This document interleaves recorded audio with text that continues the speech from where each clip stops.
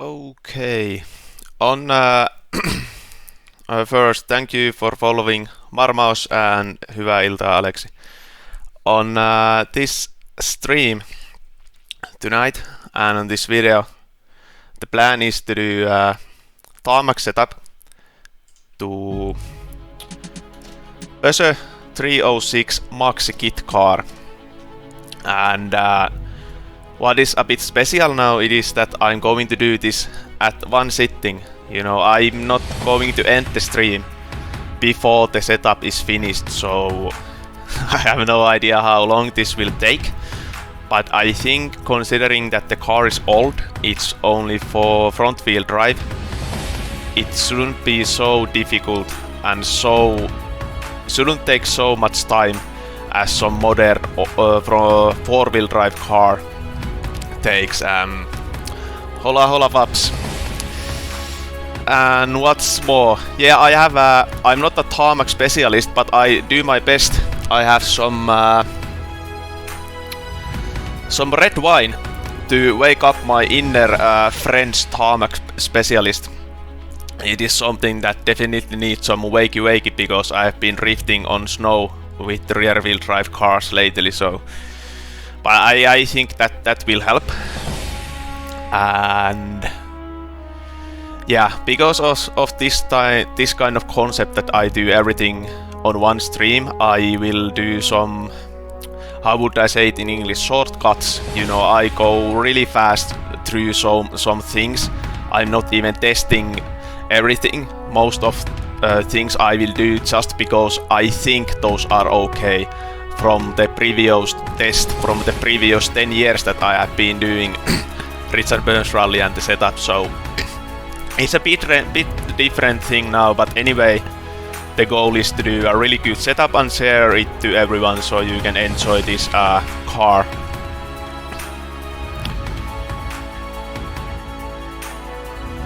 Yeah, I haven't driven this on gravel at all. I did short test something like month or even, well, when the car came to the Rallysim Fun, I did a little bit of testing, but that's all. And hello also NRK66. But yeah, I think no more to say at the beginning. Let's just start the thing because we have a long process and long night coming up, and let's go to the Sturek to do some really basic things. Sturek because I have been testing here lately with when I am doing Tarmac setup, so and definitely 306 over Xara. I'm not a Citroen fan at all. I don't like Citroens. I think because I have always been, when I was younger, I was a Markus Grönholm fan, so the Citroen was like an enemy. So no Citroens in my streams for sure. And I think also how the car is looking, the shape of the car body and that kind of things, I like way more the 306.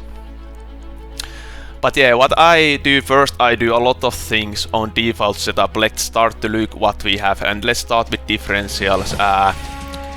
We have an active front differential, which is something new in NGB 626. But you know, works like the active center differential, so nothing basically special, but the thing is to make this work properly and get the advantage out of these possibilities that we have.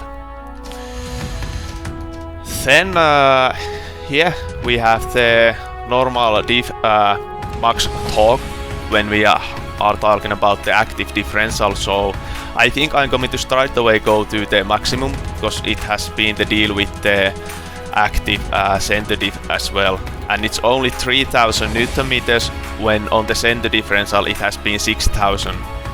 But on the other hand, it's a different kind of differential lock now when we are on the front axle only, so maybe it's enough, I don't know. Let's start with this, and then, well, let's do something with the maps as well. Let's think a little bit the thing. For sure we need the 100% on the high level, high inputs of throttle. to make the diff really locked, because there's a lot of power in the engine. So I think to prevent that kind of, you know, pulling, that the steering is pulling the car from side to another when we are driving, I think we are going to need higher locks from the throttle. So let's put maybe like this 80, 90 and 100 throttle input to the 100% lock. So here we have the 3000 Newton meter that we just put on the maximum torque. And then I'm thinking how much we need basically like a preload, you know, something that is affecting when we are coasting. If we put 5%, it's 150 Newton meters, is it? 10% out of 3000 is 300, and yeah. So if we put 5% now, when we have that 3000 Newton meter maximum torque, we have 150 Newton meter of preload when we are coasting, and it can be okay, you know, it's not far away from the values that I have been using, for example, with well, I haven't been testing a lot of front wheel drive cars on Tarmac, but I think with Skoda Favorit it's somewhere close to 100, maybe a bit over the preload. So if we now have 150 Newton meter, it may be okay.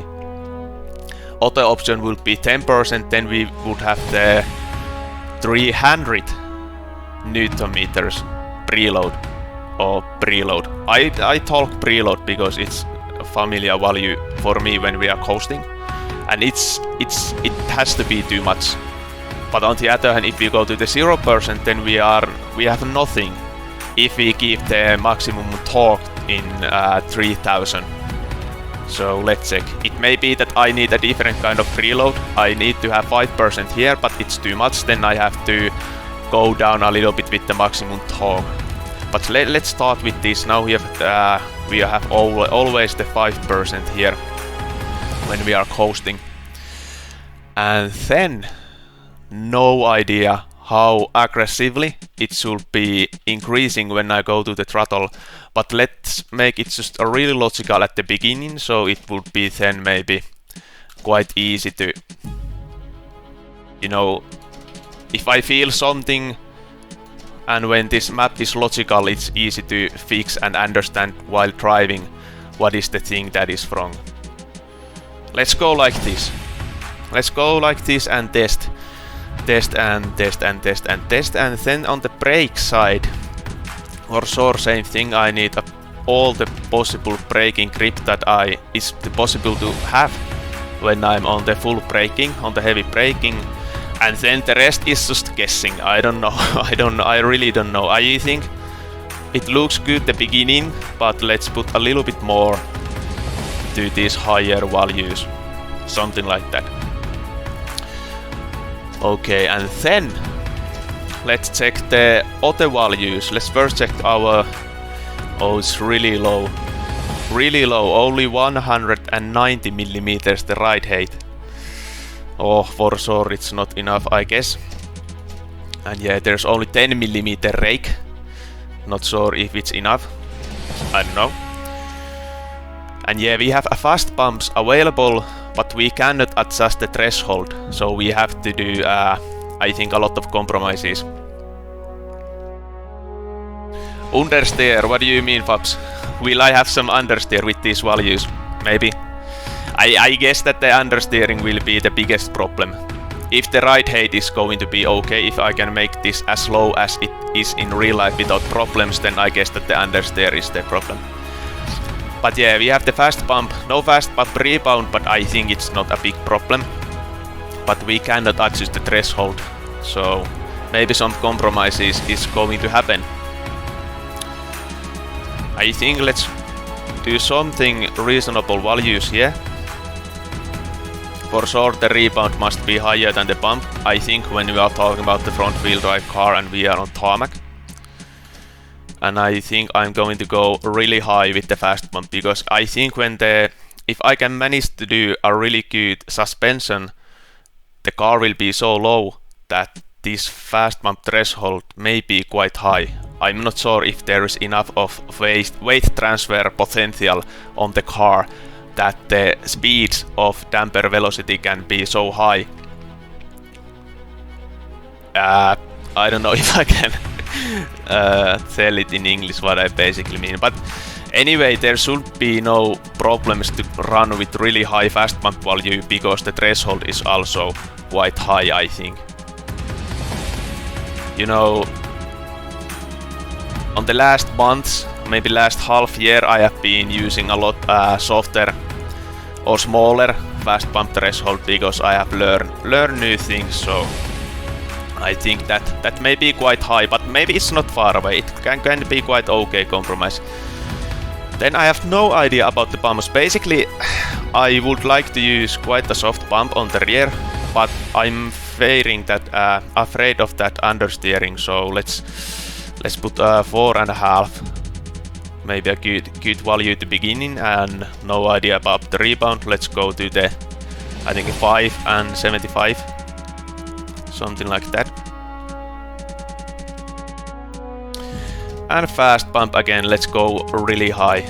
Not so stiff than the front, so there won't be any surprisingly oversteerly things when there is high compression or pump on the middle of the corner, for example.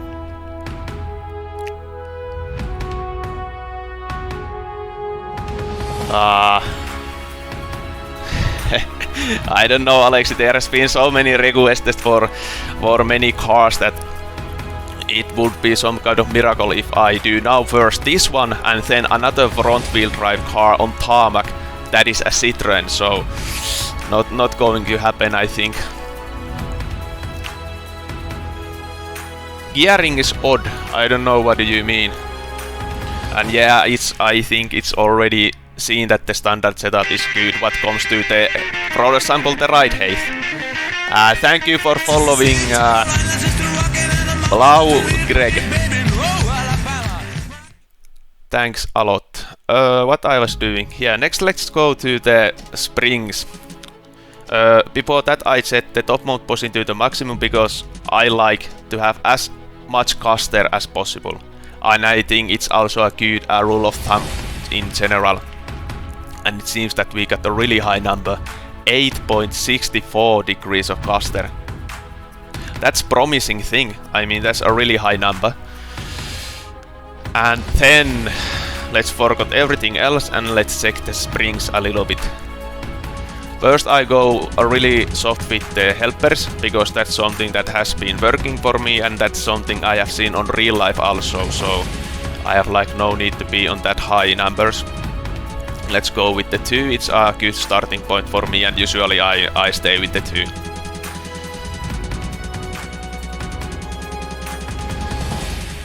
Like that, and then let's think a little bit, and I think because I'm not a Tarmac specialist I need some advice from my friend's helper. Some red wine, I think that the friends are doing this also on their testing. At least they did this on some old days, not maybe today anymore. Yeah. Normally the values on Tarmac have been something like 80 to 100, so let's start with a compromise, 90. Yeah, I did a little drink, you know, I'm not going to drink a lot tonight and the stream will be really long, so I need to be careful, so I have enough of red wine for the whole stream. I will only do that one glass.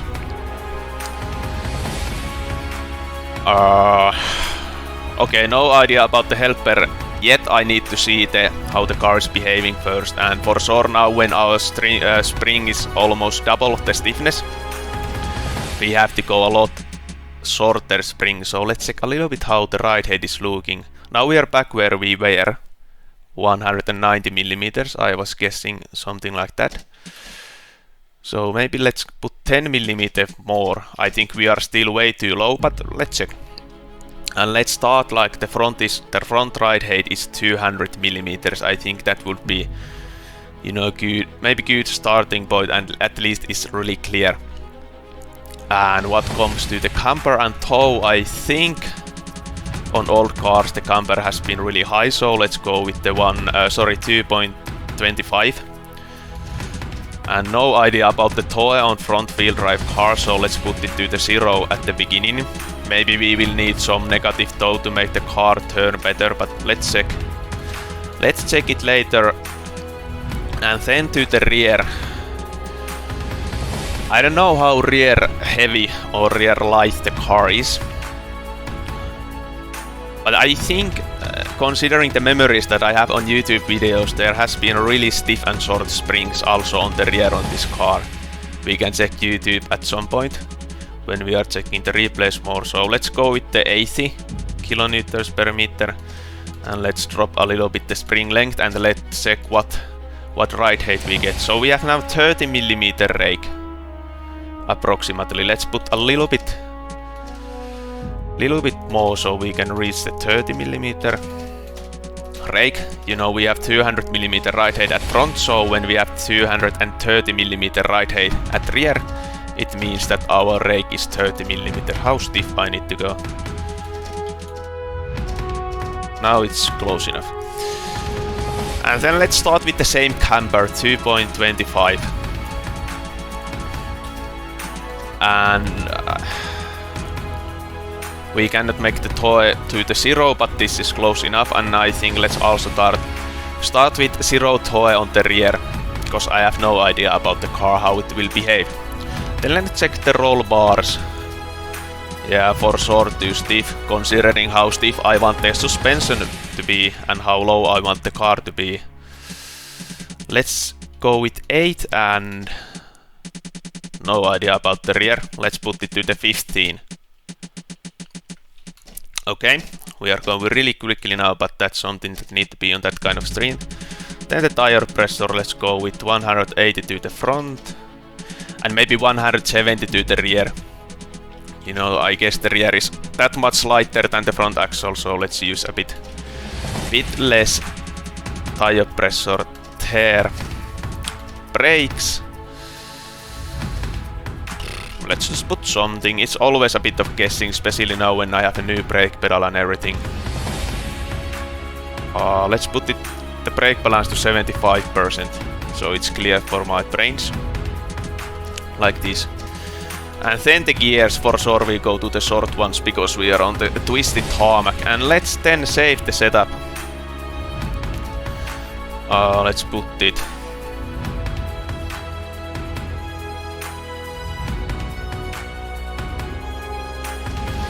like that.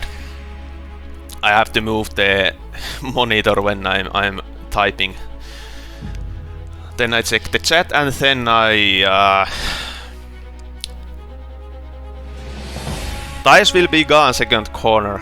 Yeah, there is 2 hairpins and the tires are gone already on the second. Let's check. And hello Sorjonen. And I think now we are ready to start. I drink a little bit of water. So much of talking that I need some water, and yeah. Are we now ready? Ready to go, and yeah. I tell you more when we are on the stage. There is no F-mod sound for this car, but Roni Löttynen did me some fine-tuning to the Citroen S2, how do you say it in English? S100, no, 2000, no, it's not a 2000.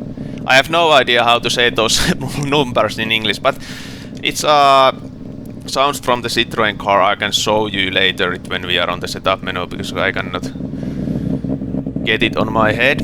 And that is the reason why I have 3, 2, Roni 1 as my sponsor on the car. Roni is really good making those F-mod sounds, so there's a little bit fine-tuning. I think the rev limiter is a bit higher on this version, so it fits a little bit better to this car. And let's start to check how the suspension travels are looking.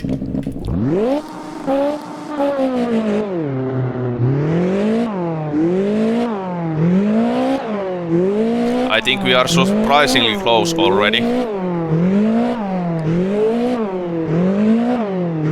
know, the car looks really stiff.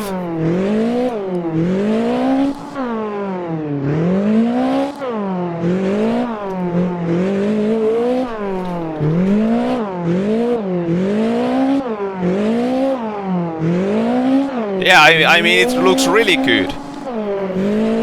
We can check later some proper replay and some YouTube videos. If we are close to real life. Let's just now test a little bit about the car more. Driving properly.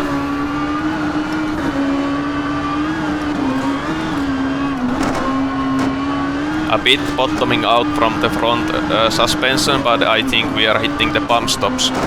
Not like the whole floor of the car is hitting to the ground.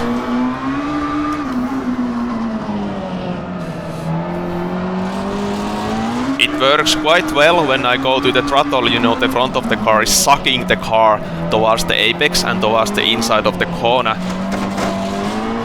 For sure we are too low with the ride height on the front. Yeah, you can hear we are touching all the time. Quite understeering on the braking. Let's do a restart and drive a little bit more. But for sure I think the start is quite good considering that we just put something on the setup menu.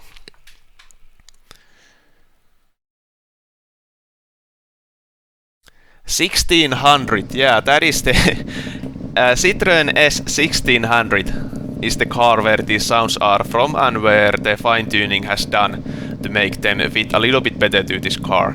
And Ronnie Lötjönen did the job. I mean, that kind of way to say the numbers is so far away what we do in Finland, so that is the thing why I'm trouble when I have to say those numbers.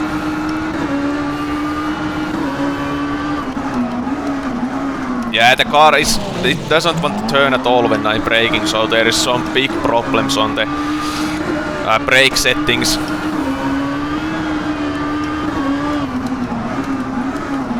Yeah, it's impossible, no need to drive anymore. Let's do already some tuning and let's start with the differential. Let's make it a lot softer. Is it softer the way when we talk about difference? No, it's open.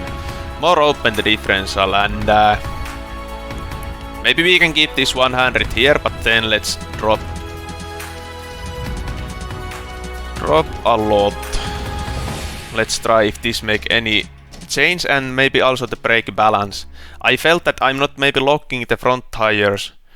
It is understeer a lot, so we can put a lot more brake pressure to the rear axle. Let's go straight away to the 70-30 brake balance. Like this. Now we have 70% on front axle and 30% on rear axle. You can see it on the front brake bias and rear brake bias rows. Then let's say save the setup and try again.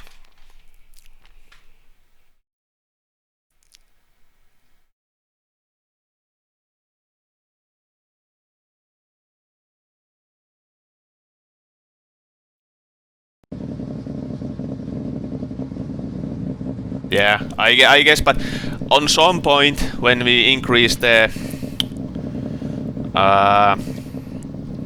rear brake balance or make the rear brakes more strong, it will just lock some of the rear tires. You know, there is no lock, no differential lock at all on the rear axle, so that is not a good thing also to have all the time either the right or left right or left rear tire locked. That is something that happens often to me on front wheel drive cars, and on the other hand when we go to the rear wheel drive cars the same thing happens on the front axle, because there is no lock on the there is no differential, so there is no differential lock, and then it's all the time locking some of the tires if there is too much brake. But let's check, we are really beginning still on the testing process.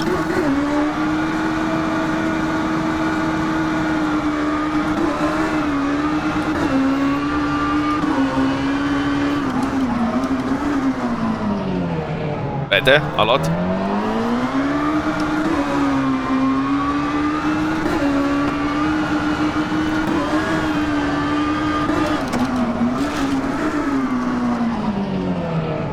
It's the end of the braking maybe the biggest problem when I really start to turn in.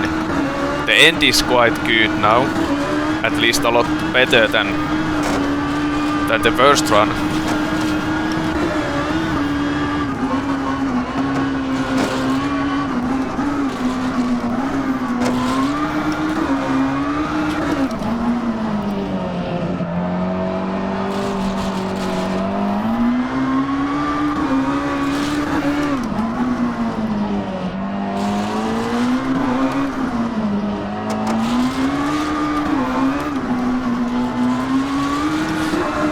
think the rear is a bit too soft compared to the front of the car. It's like moving from another side to another a bit too much. Can be something with the spring stiffness or with the roll bar.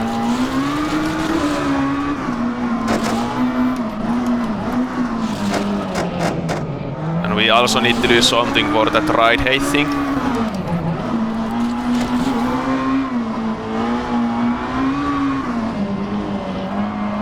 Yeah, I think I'm lacking a little bit of reaction when I turn the car, especially when I'm braking, and also the end of the braking, it's like it's not feeling good. I cannot make the car turn as nice as I want, and then on the faster corners it's easy to feel that the rear of the car is a bit too soft. Those are the behavior problems at the moment, the three biggest one, and then one overall problem is that we are a bit too soft or a bit too low with the ride height. Not sure which one is the correct answer, but we can check it on the replay. But let's first try a little things to that understeer behavior. Let's open still a bit more the brake lock. Could I do like really? Then it's really aggressive the end of this, you know, we go quite fast from 10% to 100. Not sure if it's a good thing. I should check a little bit also the, you know, it's visible on the right side of the car where I am with my brake inputs, that where the problem is. But yeah, now the middle part is a bit more open still. So let's try with this, and let's also increase a little bit the brakes on the rear still, because I think it was part of the truth what was the helping thing, not only the differential. And then one thing I try at the same, because we are coming fast now, I put a little bit toe angle to the front, a little bit negative toe to give me a bit more reactive car. Was there something else? No, maybe we go like this run, and then let's check the replay and let's find out that where is the problem, if we are too soft or if we are too low with the ride height. Because you can hear it almost on every compression that something is hitting to something where it shouldn't be hitting.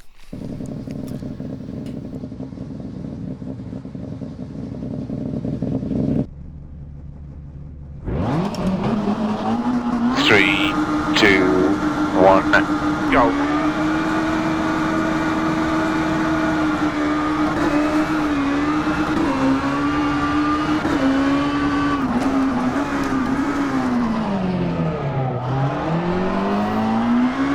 I think we are now locking the rear tires. The braking wasn't so good than previous. Yeah, you can see. That is the thing what I mean. It helps to some point, but then it goes like over the limit, and either the right or left rear tire is locked all the time, so it doesn't help anymore to make more rear balanced brakes. Yeah, it's really... I take then that off and then check the replay. One run with the better brakes. It was so much locked that I think even this previous setting, 70-30 brake balance, this may be even too much. At least with the suspension that we have at the moment. It also affects how much there is grip on the front and rear axle on braking situations. But yeah, let's try this now, because it felt better on the previous run, and let's drive a little bit and let's check the replay after this one to check how the car is looking.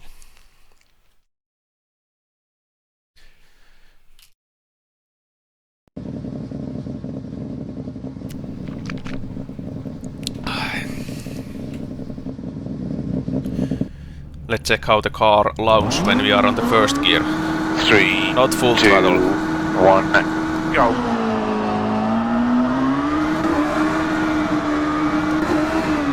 Felt maybe a bit faster way to start the stage. It's still I think maybe that 150 Newton meter of preload, maybe it's too much.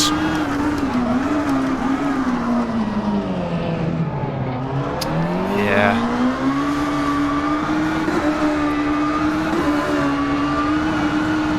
But again, we are really beginning of the test, so no need to be too worried about anything.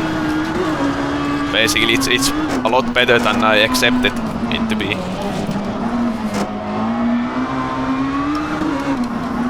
I'm not 100% sure if the understeering is coming also because maybe we are too front heavy. Maybe the front is just too heavy and it just want to go straight and straight all the time. Which means that we have too much rake. We have that 30mm rake. Maybe it's too much, I don't know.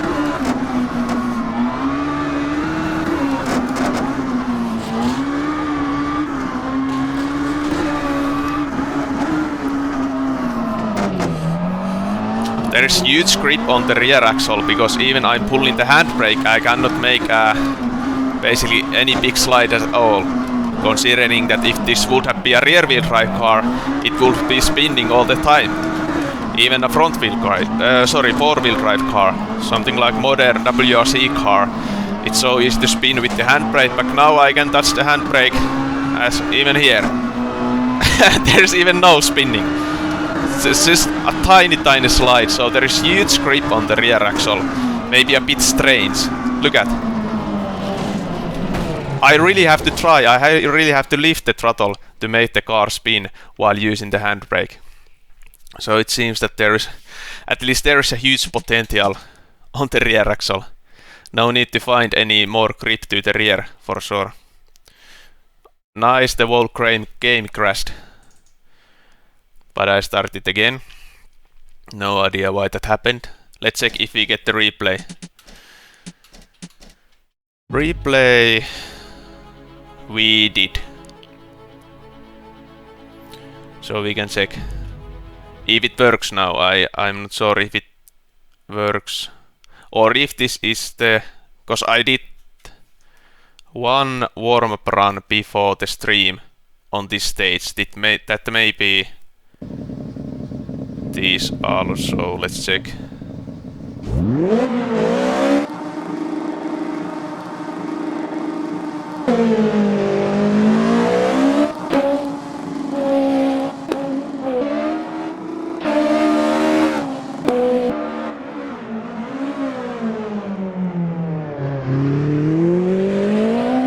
Where do I know? I cannot be sure which run is this. Let's hope it's not crashing all the time when I try to let's check the replay. And now I have to restart the game because all the time when I check the replay it mess up my dash. For some reason I cannot make it back without restarting the game.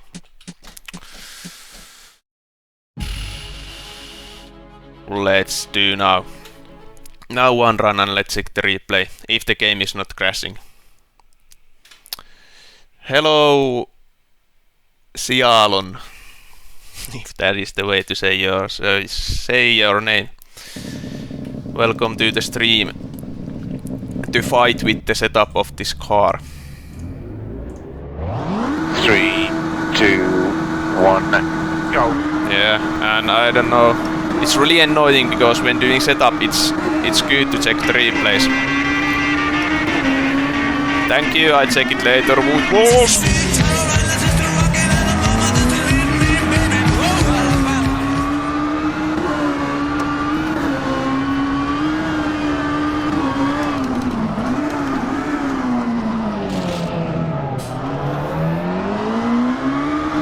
We don't have to drive a lot, you know. I think these compressors here are enough to, so we can check it on the replay if the car is too soft or too low, or both.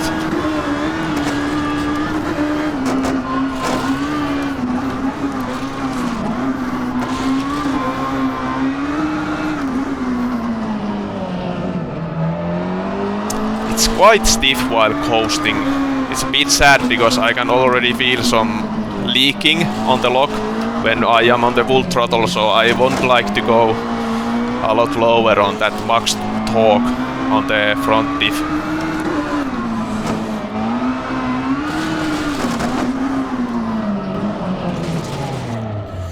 now let's hope that the replay thing works. Let's retire the stage.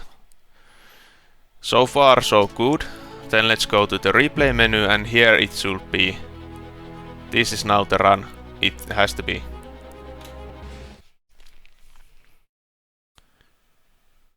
And it was the Sealon, the follower. Thank you. Thank you for that, and let's now hope that this works. It works. Now we can check a little bit more about the car, how it's looking. It looks really low at least. Thank you for following Dobush.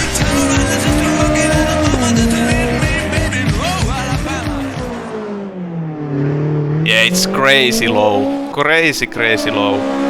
What comes to the wheel housing, you know, the wheels are really deep there inside to the car. I think the rake looks quite good. The ride height between the front and rear. You can hear that the sounds are not working properly still. I think it sounds quite silent when we are on the rev limiter. And I think maybe the sounds are on the rev limiter before the car itself is.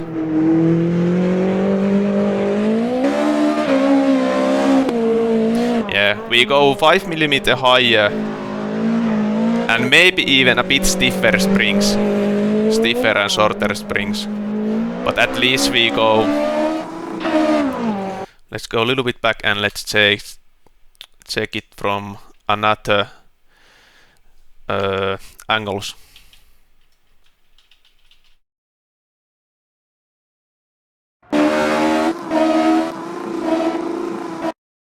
That is a good one. Where is our car? Here it is. To see what is happening here when something bottoms out. Yeah, it's just the floor of the car is not hitting to the ground, so it's the suspension that is too soft. It's the suspension that is too soft. Difficult to say now if it's because of the mainspring or the helper spring. But for sure the suspension is too soft, and you can see how much we lean on the left side. For sure this is something that is not happening on real life with this car. These are so stiff on setup wise that it's also telling me that we are too soft. We are a bit too low and a bit too soft. Is there something else we can see on this? Basically we can check a little bit the campers. I think it looks quite aggressive, the camper. But on the other hand, it's something that happens on the old cars especially. So maybe no need, at least on this point, to play with the campers. There are for sure bigger problems. But yeah, especially this, the front, how deep we are here on the wheel housing, it's something that needs to be changed in order to have as realistic setup as possible.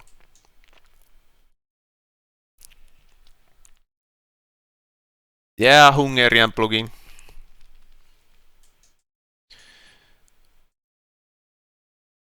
Hungarian plugin for sure. Yeah, I think I'm sorry I have to restart the game again, but we cannot get more out of this replay, I think. Or maybe a little bit about the rake. Let's go back to the hairpins. Check a little bit about the rake. How we are on braking. Here is quite heavy braking. Let's go and check.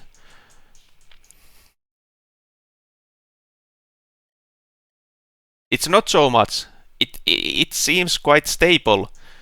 The rake, you know, it's not changing a lot when we are braking. Of course, the rear is a bit higher compared to the front, but not so much that I was guessing. It looks still really good, I think, at least on the braking situation. Let's check a little bit on other situation when we go out of this corner. Now the car is hidden behind my base notes. Okay, that point should be maybe the lowest point of the rear ride height without any bumps or jumps. Yeah, and now it seems that we are like equal, close to the same ride heights with the rear and the front when we are accelerating out of the corner.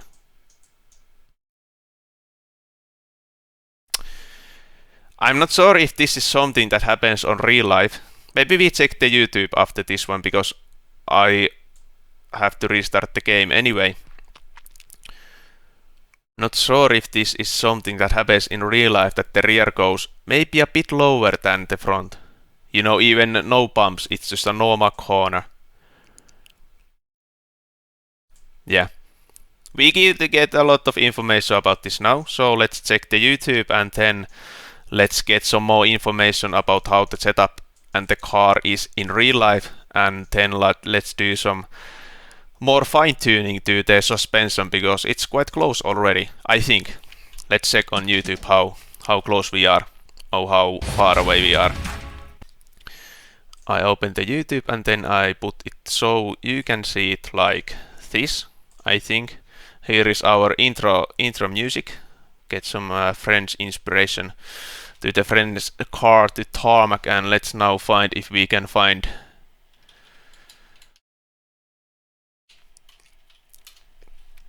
some cute. I'm not sure if these are Rally Legend videos are good because these are so new.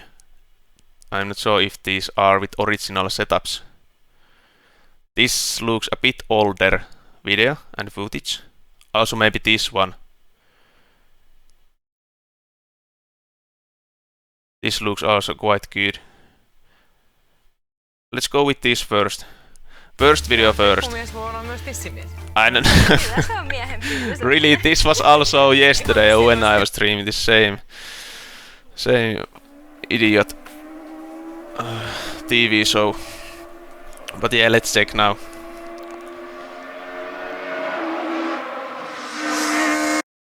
Yeah, you can see first a huge difference. The front bumper, it's different than it is on the recent Burst Rally model. It's a lot higher. I think it's more curved maybe, but at least it's higher. So we have to keep that in mind when we are looking on comparing the recent Burst Rally to the in real life. The model is different. Same thing a bit that was with the Fiesta WRC.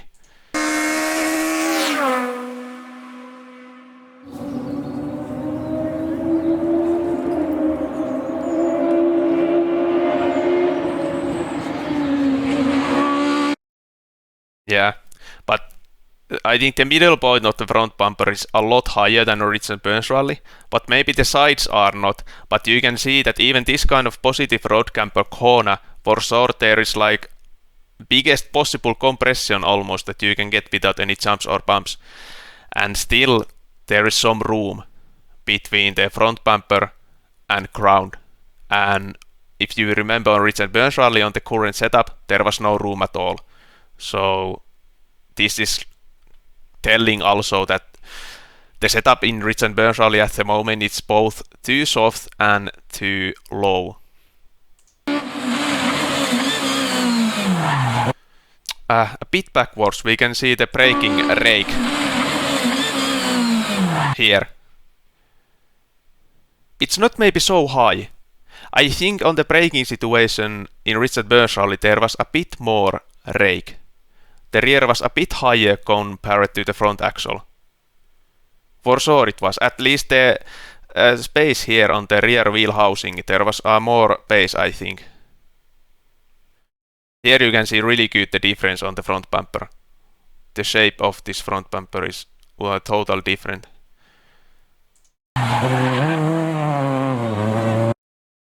And a really good acceleration. Look at this. The rear is not lower than the front for sure. It's higher all the time. So I think there is a bit less rake, or the rake is the same. I think in recent Burst Rally this would mean 25 or 30mm rake. But the springs on rear are stiffer and shorter. because the rake is not increasing so much when we are braking, and on the other hand, the rear is not going so low when we are accelerating. So it's like almost the same rake all the time, no matter what the driver is doing. And that is telling that there's a really short and stiff springs at the rear axle. I think this is good information now.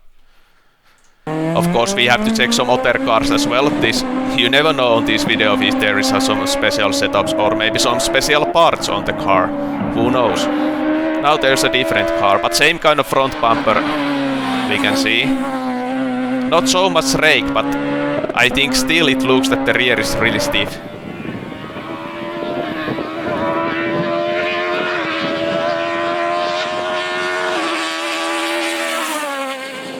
Yeah. It's all the time higher than the front, the rear, I think.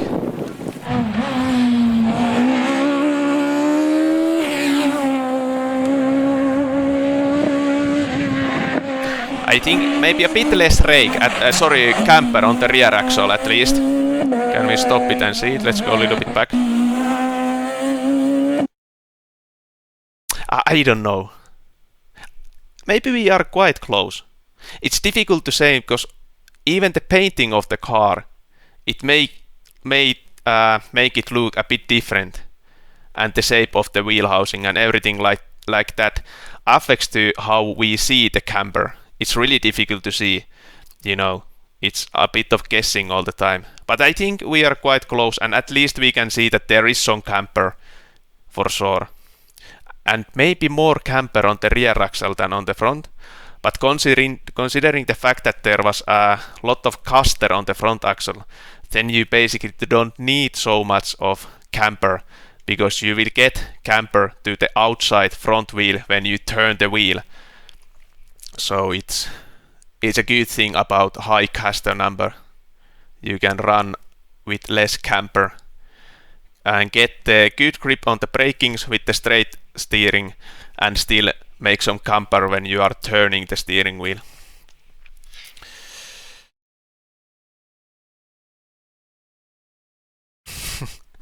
Joonas Panitsi, not so sure about that. And yeah, different front bumpers. I was talking about that a few moments ago, that the front bumpers are way different. The middle part of the front bumper is a lot higher than in real life. Maybe we are done.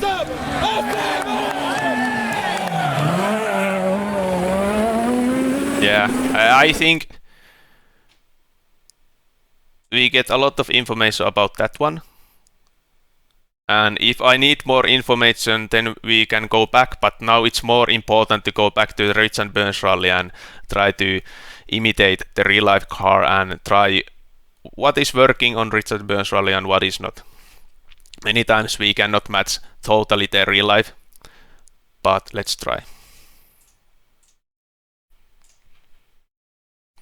I launch the game and then you should be able to see it again.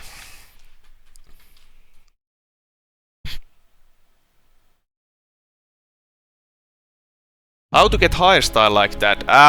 Just don't do anything. That's the key.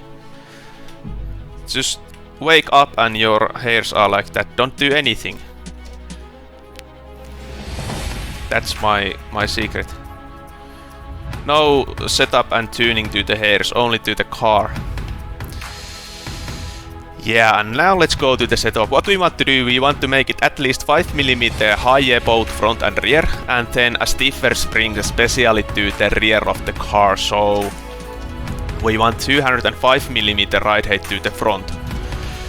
And we also want a bit shorter spring, so I think we need to go quite close to the maximum stiffness. Let's check what the ride height is saying if we go to the 100. Thank you for following Ayoce86. We are not even getting that.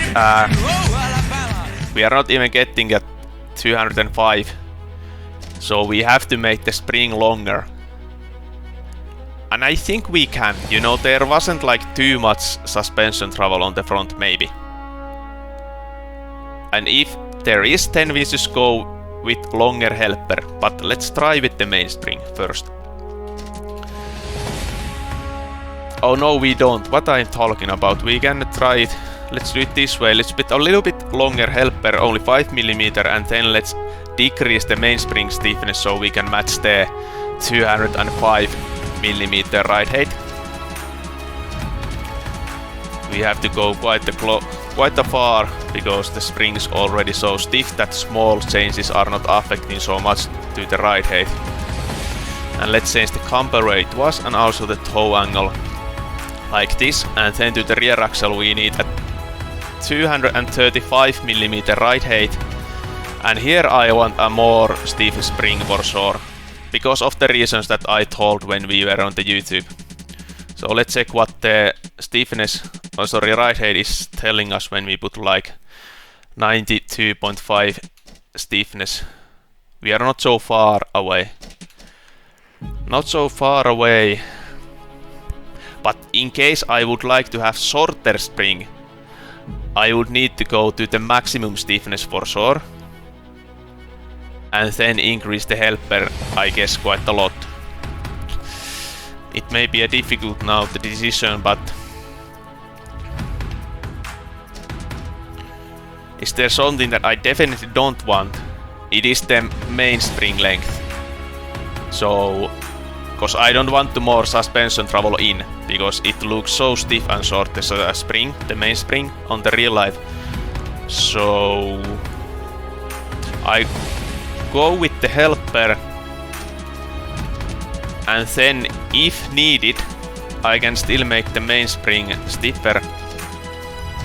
I don't know if it seems crazy to go with a stiffer main spring on rear than it is on the front, especially on the front wheel drive car, but I will do it if I have to. Now the car is 5mm higher and the springs are stiffer but not shorter, but there's not so... If I have to make the spring shorter, then I have to really increase the helper spring length, which is not maybe a problem, but as there was some, we notice on the replay that the floor of the car is not hitting the ground, it's the suspension that is bottoming out, then it may be a problem if I increase the helper length. Thank you for following Arnootje. Really good name spelling again. But yeah, I mean, if I increase the helper spring length and decrease the main spring length, then the suspension is bottoming out even more easily. So that is not the way either to go. But let's now try and let's think a bit more after that. So right, thank you. Maybe I'm expert, I just don't know that. It's difficult because those names are the font is so small, I'm looking those from my phone. So it's always difficult.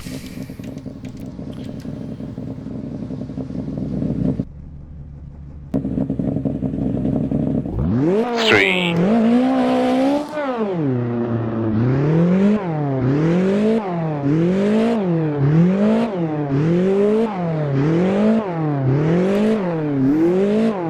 Yeah, I think even on the front there could be maybe even more suspension travel, but for sure on the rear, no. It's definitely no more suspension travel to the rear. For sure, no. It's enough. Let's check if there is still some problems on the compressions.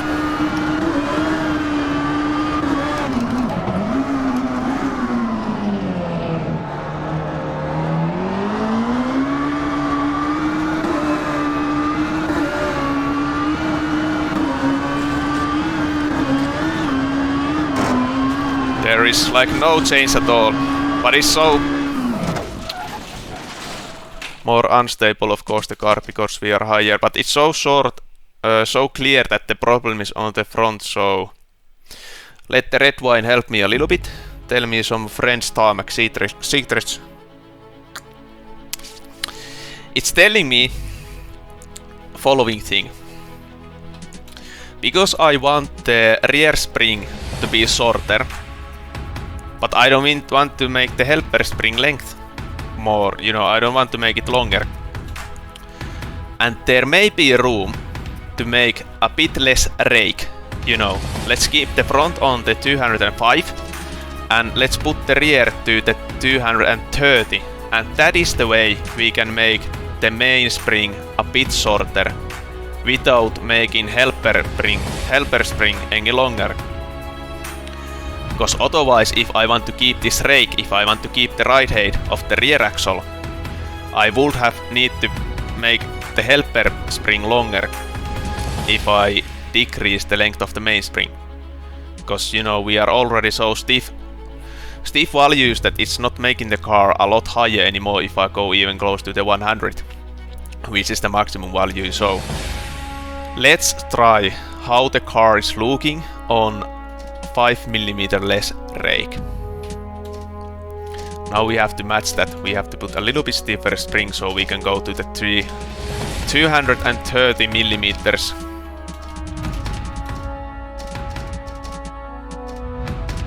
One more, like that, and then adjust the camber back where it was.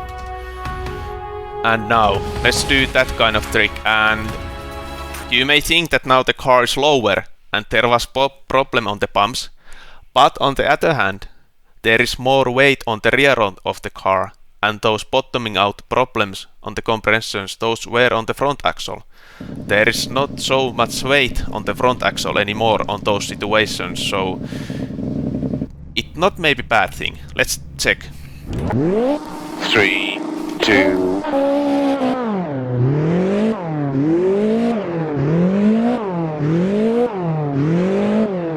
It's still quite a lot. Well, I have one idea we can try. And what is what I was talking about is the suspension travel of the rear axle. Considering how extremely stiff it was on real life.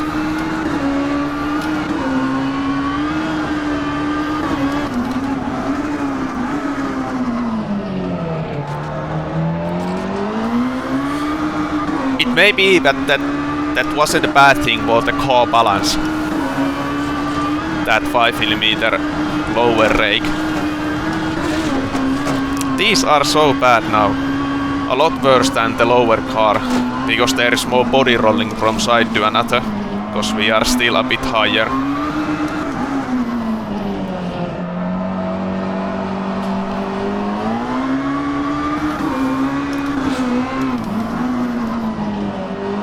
I don't know how long I still need to fight for these some kind of basic things before we can focus more about the drivability and the balance and the handling of the car, especially the braking.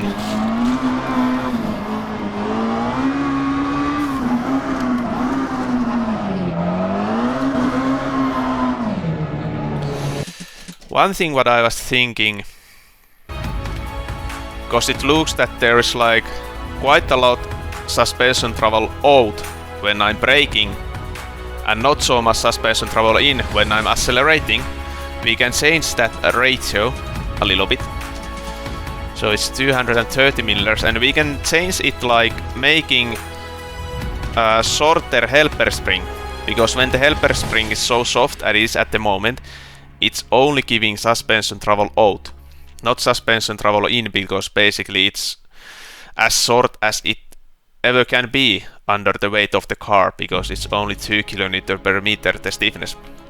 So if we want more suspension travel in and less suspension travel out, we can do like that. We put a 5mm longer helper and 10mm shorter, 5mm longer mainspring, I said helper, and 10mm shorter helper spring. And now we should be quite close to the original ride height, 230mm. Yeah, only 1mm higher, and we can go quite easily where it was.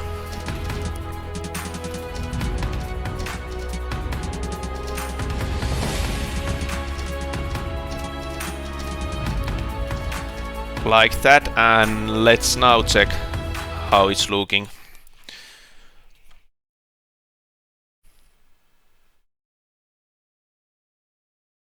On ne käytössä. Mä laitoin sinne Fmod-kansioon. Mut mä ihmettelin, että miksei kuulosta oikealta. En varmaan taas osannut sitten jotain. Sinne laitoin ne minne pitikin laittaa, uskottaa jälleen. 3, 2... En tiedä, pitäisikö aamu valita se uudestaan sieltä tosta äänivalikosta. Katsotaan seuraavalla kerralla, kun mä menen valikkoon. Jos ei tuu mitään parempaa ideaa.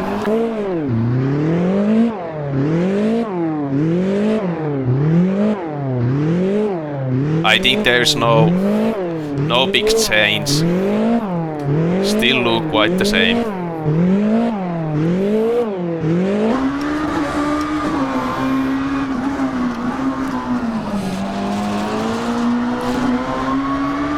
Then we can try one thing on the front suspension as well. Still on this stage, and then maybe let's change stage and focus a bit more about the driving, the drivability of the car.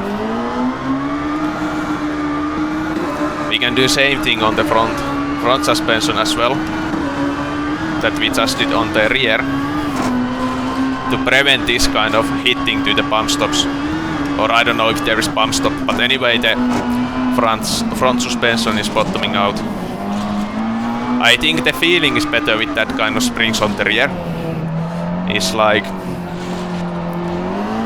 somehow difficult to explain, but I feel better the rear all the time, you know what is going to do. I think it's helped. It was better to go like that. Of course you can feel it better when you have more stiff mainspring than soft helper spring, especially on the when we are braking. The stiff spring raise up the car, the rear of the car, way more easily than the really soft helper spring.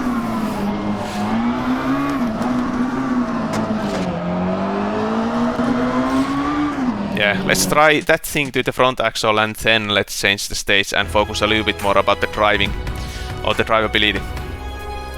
And what Rotjone was saying, that there is some problem with the engine sound, as I was thinking. How should I change it?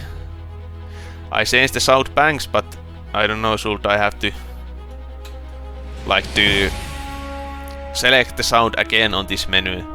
Don't know. I don't know, but let's try that thing on the front axle. 205mm is our ride height where we want to match again. So let's make 5mm longer mainspring and 10mm shorter helper spring. And then let's go a little bit softer with the mainspring stiffness so we can match the 205mm ride height, like that.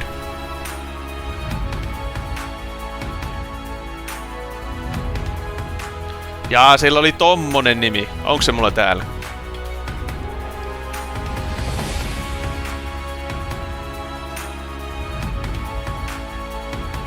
Now I have the correct car sounds that Ronnie made me. Luckily, Ronnie came here and tell me what to do. Because I'm stupid and Ronnie is smart, I cannot do these things without Ronnie. In case these are now working, let's check. But that was the reason why I was thinking that the sound is a bit weird on the rev limiter. Joo, ei kansi munkaan olla yhteistyössä, jos ei halua kärsiä jäljeitä. No niin! 2, 1. Nyt alkoi Lyyti kirjoittaa SVC in Finland.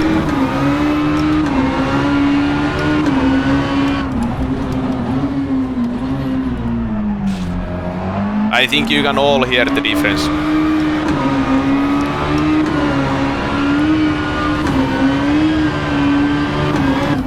It feels like there is a 100 extra horsepower immediately.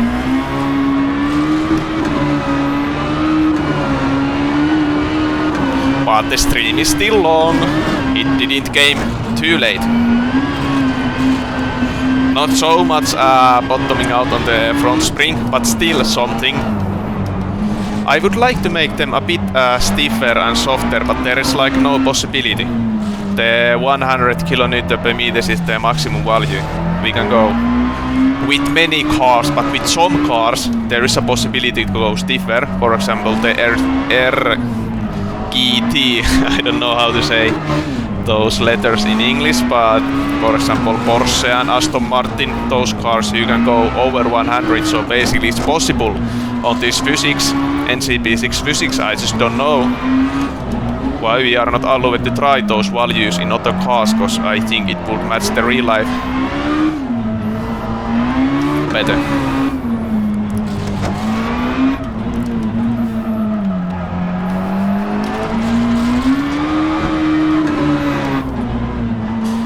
Yeah, I think that's enough Sturek for now. For this moment, let's go to the really technical stage to find out how I can make the car turn as good as possible. You know, there's a problem with the turning, it's understeering at the moment. Joo, ei mitään, toi on erittäin hyvä ja kiitos kun tulit neuvoon taas vaihteeksi. Let's go to the Hague now. I don't know if it's strange to test on Super Special, but it's so good stage to test the slow corner behavior, how twisty the car is, how easy it is to handle on twisty and tight corners. So I like to test here what comes to the Tarmac setup. And yeah, let's try. I think there's quite a lot of things to do to make this work. 3, 2, 1, go.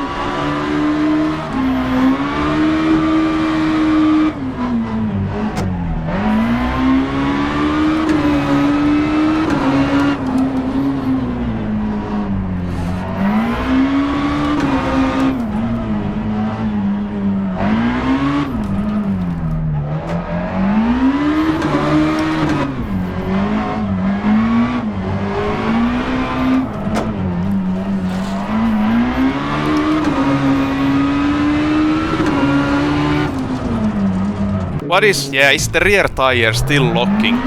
So we need a less brake pressure on the rear. It's so strange feeling when one of the tires is locked all the time.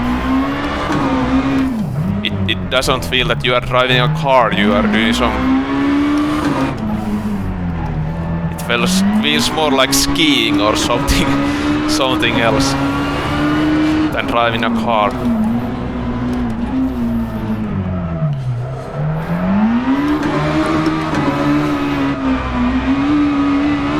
Ah.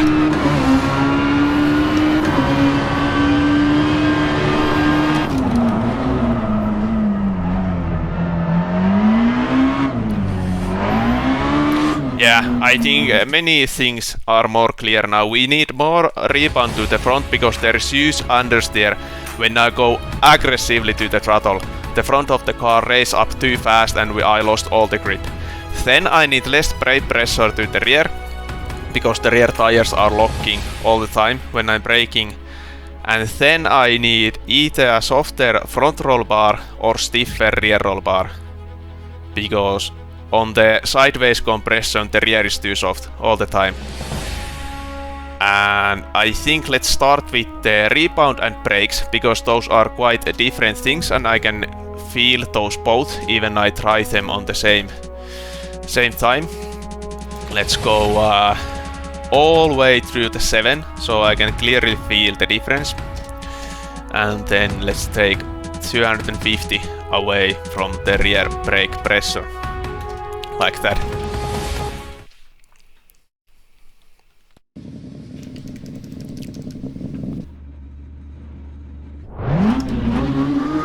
Three, two, one, go. Really good sounds now.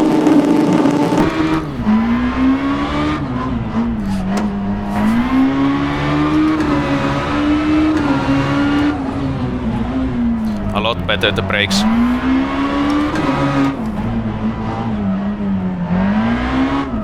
Also the rebound. Not sure if I can still have more rebound. But a lot better the car is. It still continues turning. when I go to the throttle, even with full throttle.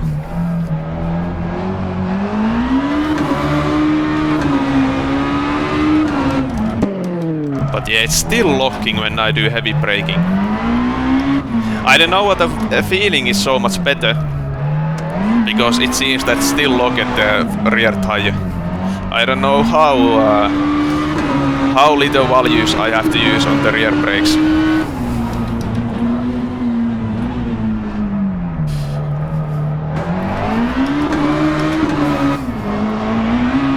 Maybe a bit more lock also to the small inputs, small throttle inputs. It was quite understeering when I just use a little bit throttle at the exit of that hairpin. It understeers quite a lot. But let's first now find out how little I have to use the rear brake pressure without locking the rear tires. I want to find that out, because it's affecting so many things if the rear tires are locked, so that's really important that we get rid of that now. 1, go.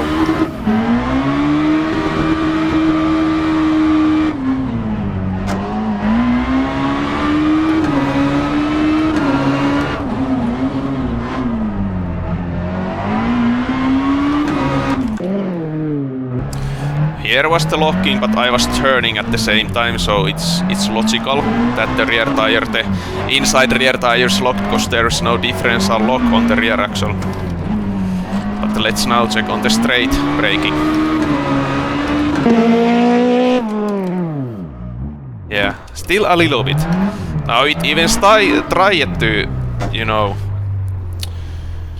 tried to be out of locking, so we are close.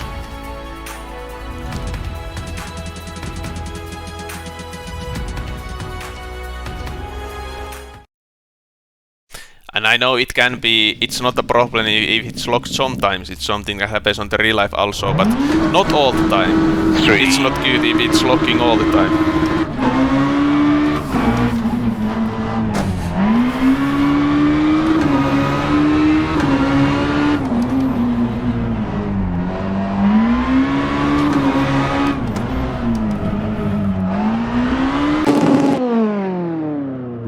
Now it was locked, but the wheel was almost in the air, so of course it's locked on those situations.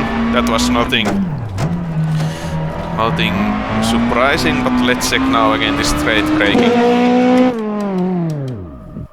Okay, now we lock the front tire first, which is not good, so let's go back to the 1500 and let's keep it here now. This is good enough on this point of testing. We can do fine-tuning later if we want, but on this point this is enough, and we can focus on other things. And other things that we want to focus is now the roll bars.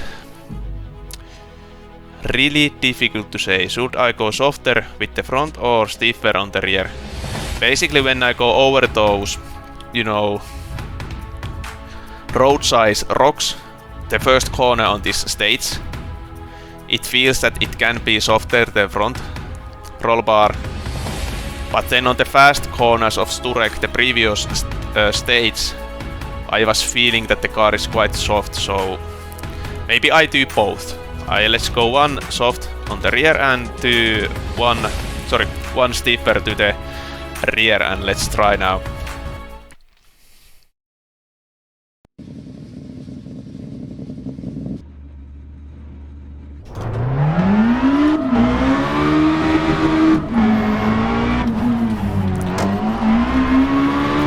I think it may require something like almost zero front bar to the front, so the car would go nicely over those things that are inside of the corners sometimes on this stage.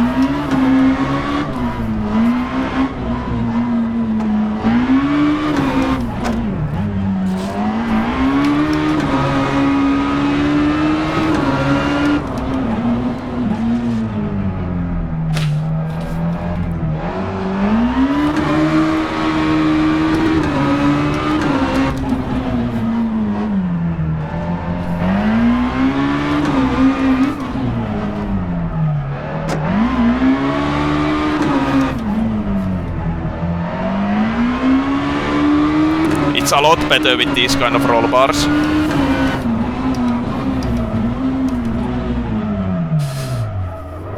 Still there's a huge grip on the rear axle.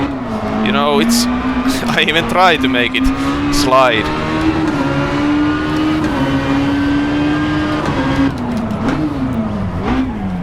Yeah, I tried to do like Scandinavian flicks without handbrake and I can't.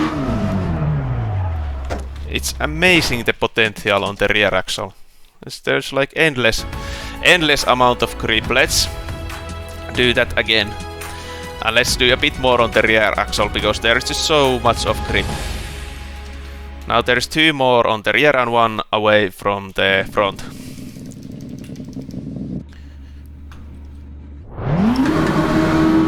Three, two, one, go.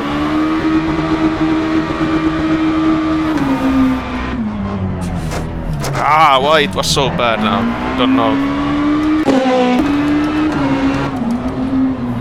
Maybe I should not cut over those rocks.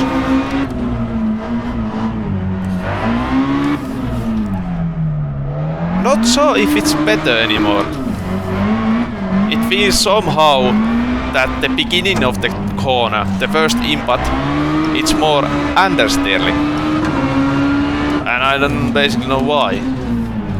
But that's how it feels with these roll bars. Maybe there is not enough of body rolling.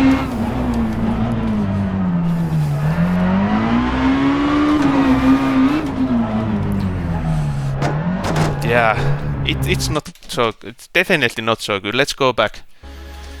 Let's go back. It's not so difficult, luckily, to go back. And then I think, is there something else I want to try on this stage? Because I want so hard to go to some proper twisty French tarmac stage. Peugeot crosser would be perfect, but the loading time is so long that maybe not, or at least not all the time. Some Peugeot crosser testing.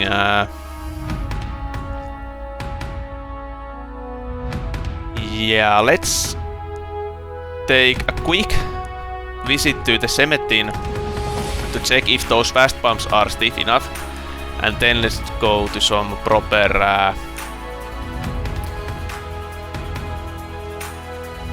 French stage. Let's go with this version 2010. It also tells us if the ride height is enough. Thank you for following City Spanos. Are you from Spain? 3, 2, and welcome to the stream. 1, go.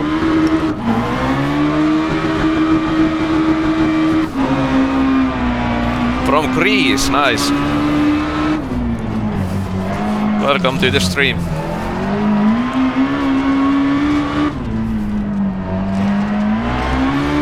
Something I feel it's somehow too soft the car, but it's really difficult to say why.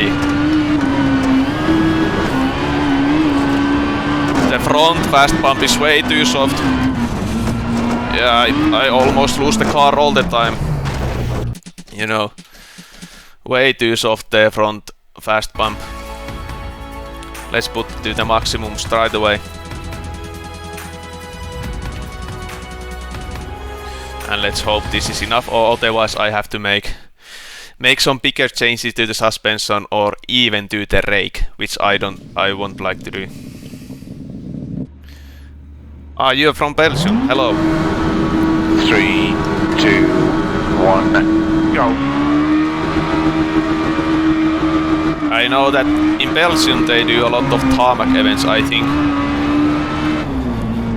But I have no idea in Greece what kind of rallies you have there. Yeah, it feels like it's too high and too soft, but how on earth I can make this a bit lower without problems? It's still so soft the front that I have to, you know, it shouldn't be, those should be almost flat out corners. I have to try to make the bump, the slow bump also stiffer. It may not be a good thing, but let's Let's test. It's totally wild and crazy, the front axle still. Of course, this shouldn't be a proper bumpy tarmac car. We have to remember that, but I think it should be better than what it is at the moment. 3, 2, 1, go. Yeah, only tarmac. Maybe this will be nice car for you and nice setup if I manage to do something reasonable. I'm not sure. No, it's better than default for sure. It's going better and it's so surprisingly good, I have to say. Considering that I have been only testing for 1 hour, I think. It's giving some kicks the rear, maybe a bit more rebound to the rear also. But it's now the front is for sure not perfect, but it's drivable. It's not doing anything super crazy anymore, but huge understeer. I mean, I would need that softer slow bump value to have some grip, but it was so bad on the bumps, but I think I have to go with this 6.0 instead of 5.75.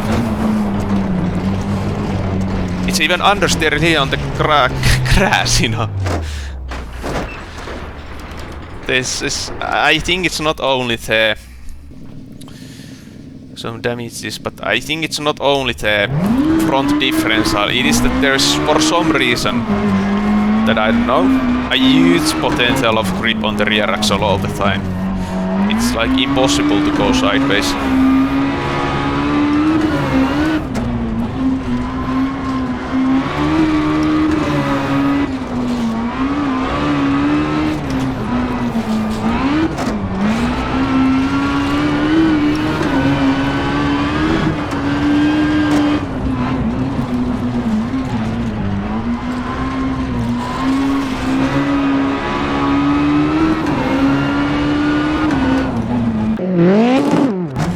Look, it quite soft the front, but not a lot more I can do because I can't change the fast bump threshold.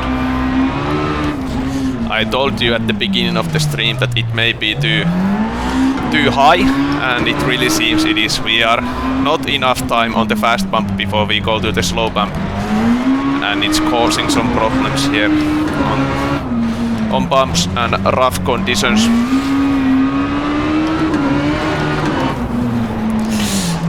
Huge understeer. How much? I have to check on the next corner where I am with my brake input. Somewhere here. 30 to 50% is the first area, I think. I have to make those more open from the diff.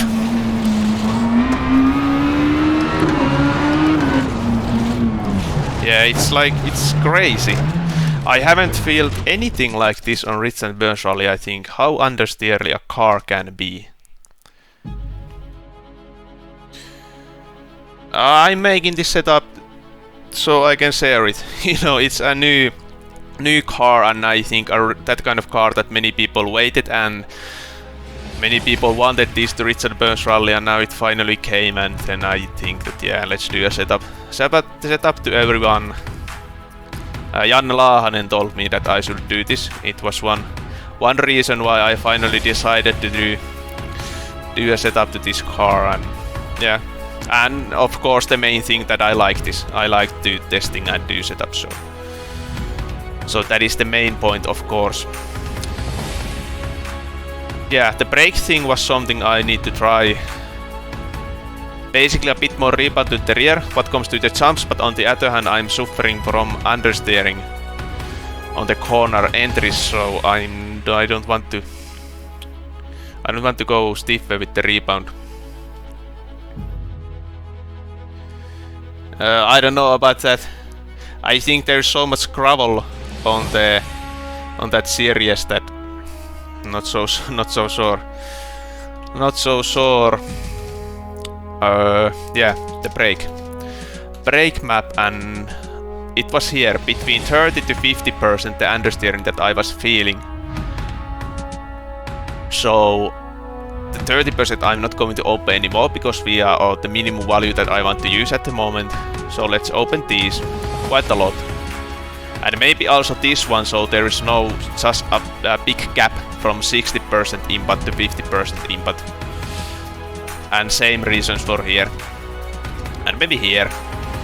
Maybe it's now logical. It's just so much testing all the time. Some point I want to make these more aggressive also, but it is not yet.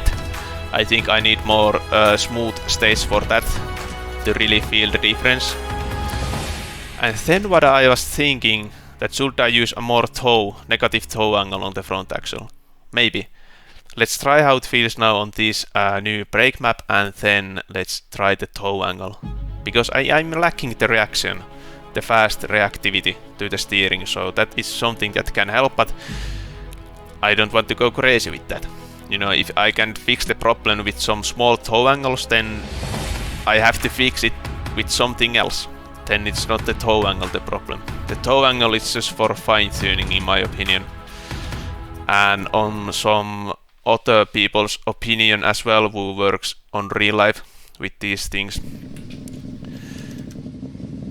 I have had some talks with some smart guys. 3, 2, 1, go.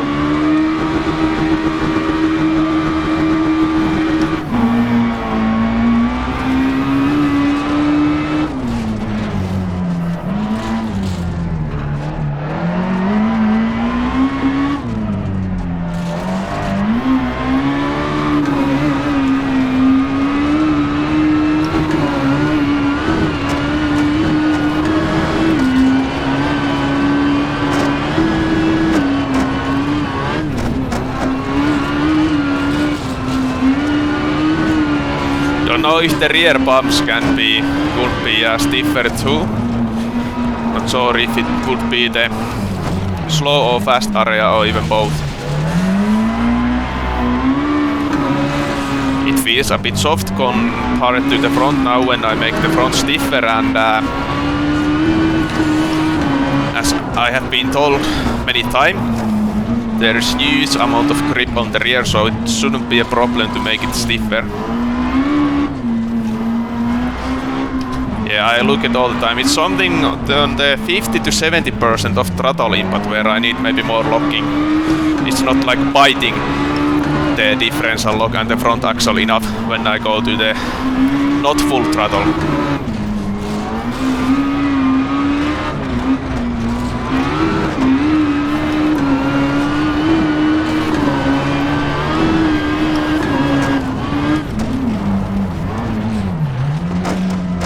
Basically the turning is better, but then I'm losing the feeling of braking. The differential is so open. But that is one huge compromise we have to do with this car for sure. Either have the good feeling or then a better turning ability.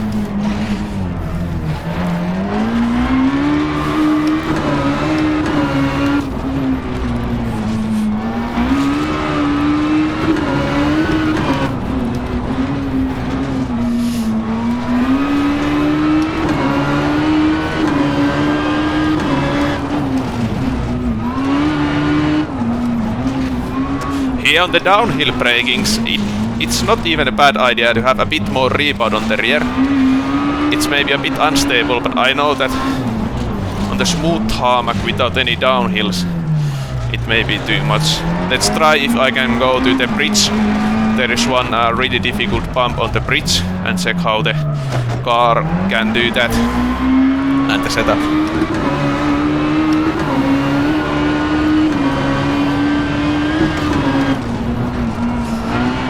Ai. Not so happy with that understeer on that corner.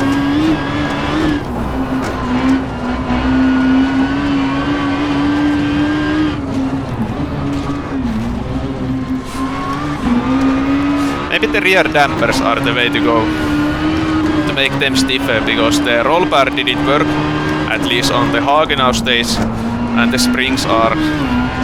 I don't want to make them any more stiff because there's basically no room. There's a bad hole, let's check. No problems, really good behavior over that little hole.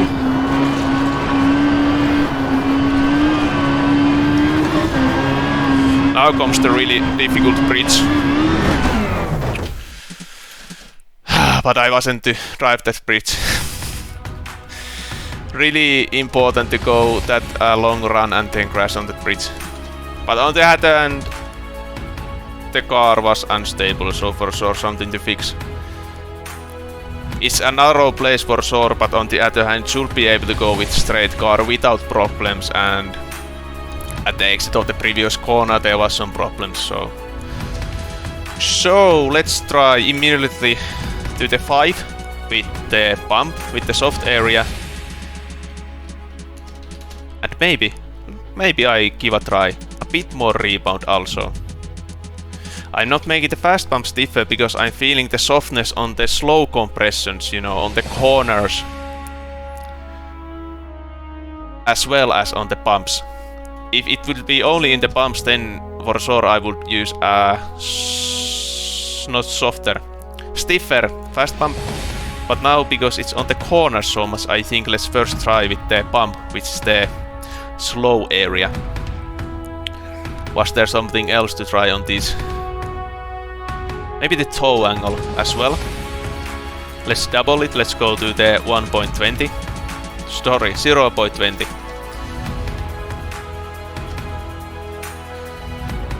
Morokuormaliina mulla on Thrustmasterin T500 base.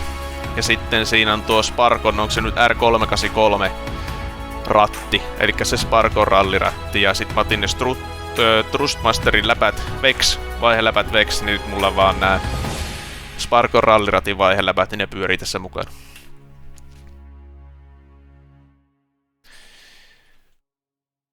Yep, let's try. Interesting now to check many things that are interesting, the rebound and the bump and also the toe angle.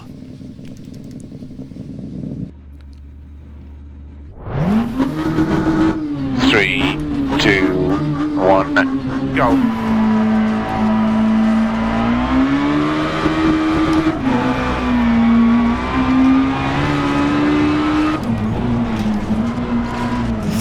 I'm not liking the rebound, I think. At least here on... Yeah, no. The rear is totally died on the uphill, at least.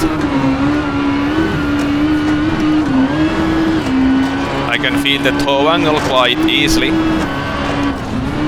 But not sure if it's the very first input, very first steering input. Or will it continue a little bit longer to the corner, which is something that I basically need.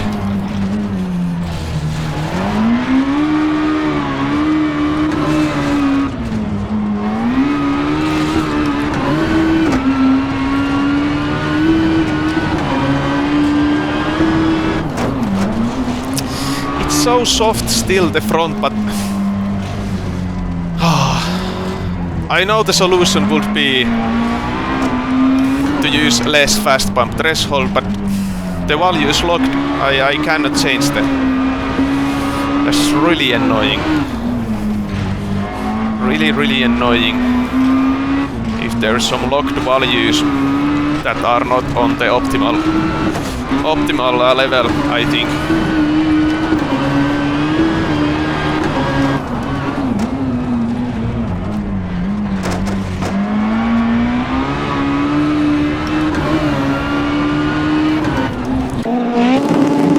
Yeah, it's so soft, the front.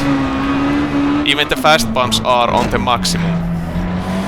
But the problem is that we are not long enough on the fast bump area. We go too fast to the slow bump area because of the threshold value.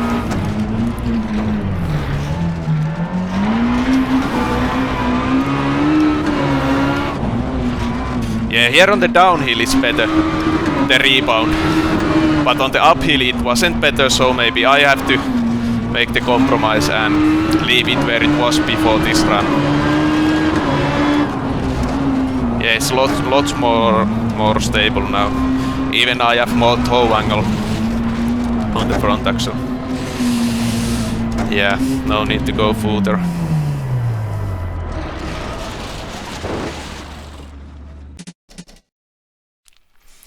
No need to go further, let's change the rebound back where it was. That is our first thing. And then I have to figure out something for the front axle. This would be the solution, but no chance to change. It's locked. Maybe something like 0.20 would be at least a lot better. Not so if optimal, but for sure better. But no can do. Can we make? I was thinking if I made the front spring stiffness to the 100, what it does to the ride height.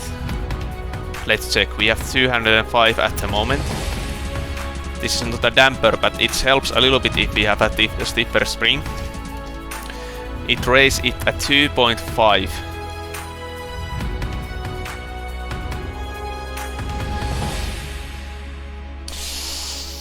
I'm thinking should we go raise the overall ride height also 2.5 to make it possible to ride with that spring. Because let's check how low we go if I change the helper shorter. Okay, now we are back to the original ride height, only 0.5mm higher, so maybe let's try that. And for sure the same thing on the rear as well, because like this there will be even a worse grip balance between the front and rear axle, considering that there is more grip on the rear axle as well. So we want 230mm ride height, so let's take 5mm off and change the stiffness so stiff that we can match the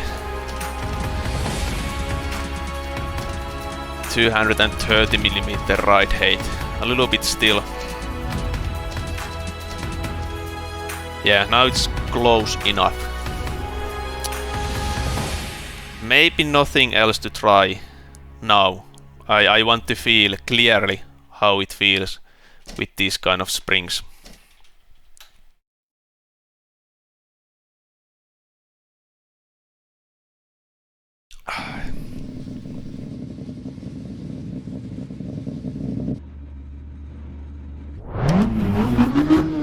Three, two, one, go.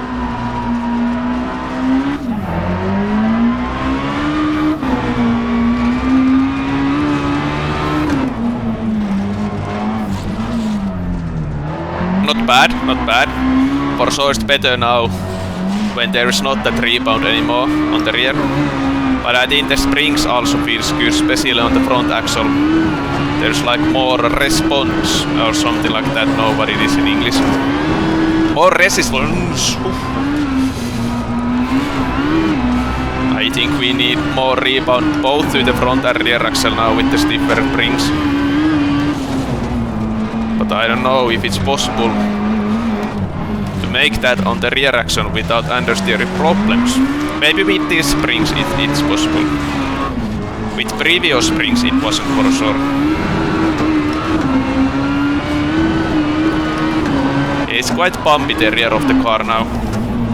Really unstable.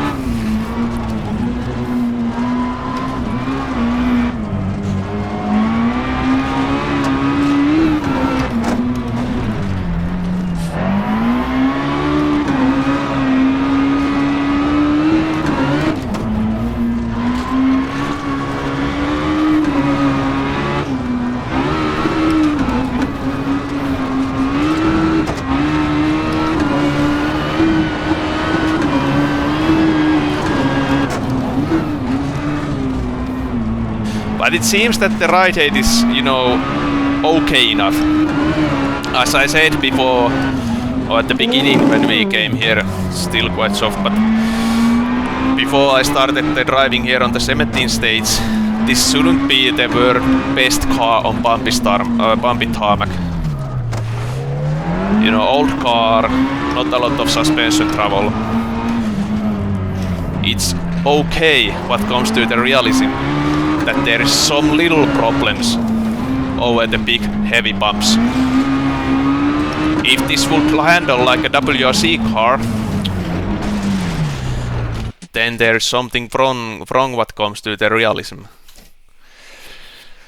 So the fast bumps, no, the rebounds was the thing.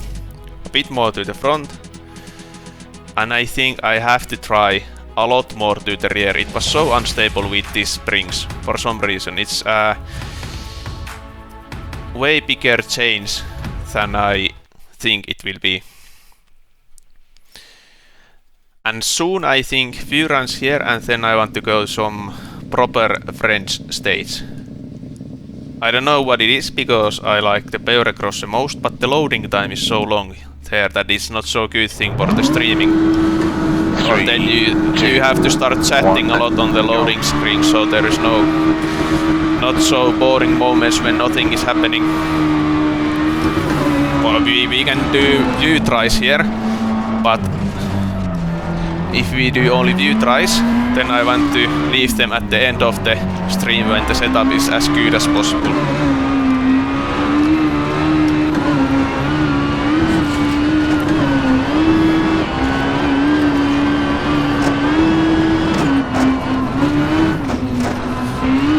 A lot better over these bumps, but I can already feel that is more understeer with the car because of the rebound of the rear. Let's check how much can we deal with it, or do we have to change?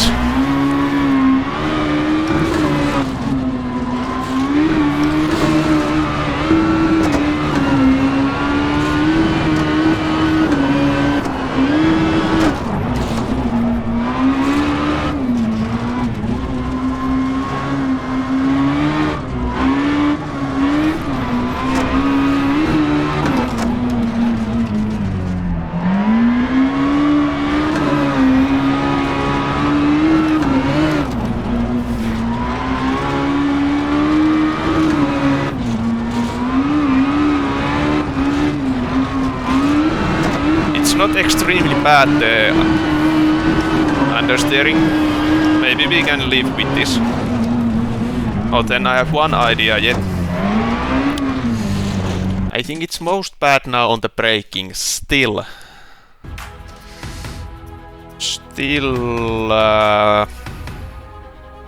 Yeah, one idea with the dampers. Let's put a stiffer bump value a lot on the front to make it better on the jumps, because it's too soft on the landings. But to still have some weight transfer towards the front axle when we are braking, let's open the rebound a little bit and let's check if this can work. You know, let's make the weight transfer more to happen from rear than from the front, because on the front we need more stiffness for the bumps for sure. Not sure if this can work, but let's try. That is the point of testing. If we don't know, we try and learn what is working and what is not.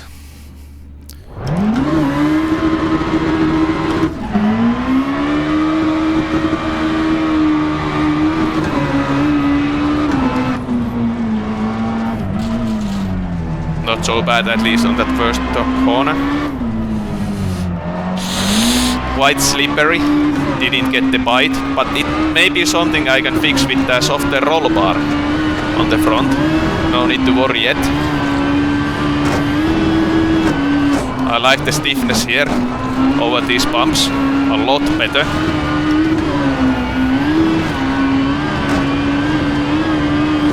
Yeah, I think I like the idea. Let's keep it like that and try a lot softer roll bar. Stiffer bumps and softer roll bar. Let's check if it works. It would be a really good thing for the jumps and bumps if we can still maintain the turning ability. Now it's interesting.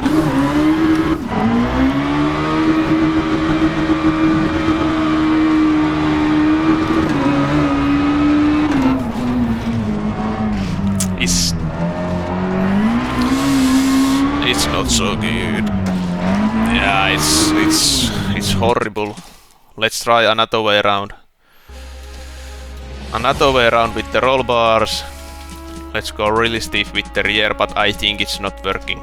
But I just want to make sure that we cannot use that kind of damper, because it would have been so good for the bumps.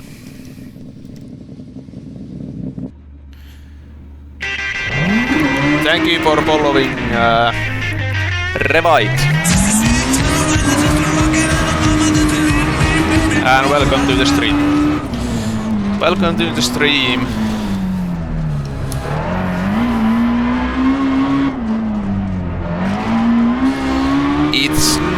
maybe so bad. At least it's a lot better than the previous combo.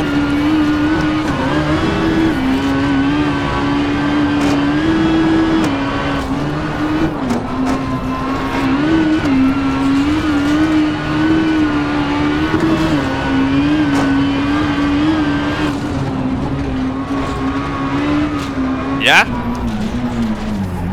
This can be a positive surprise. I was even able to make some slide. Maybe this is good for the car balance.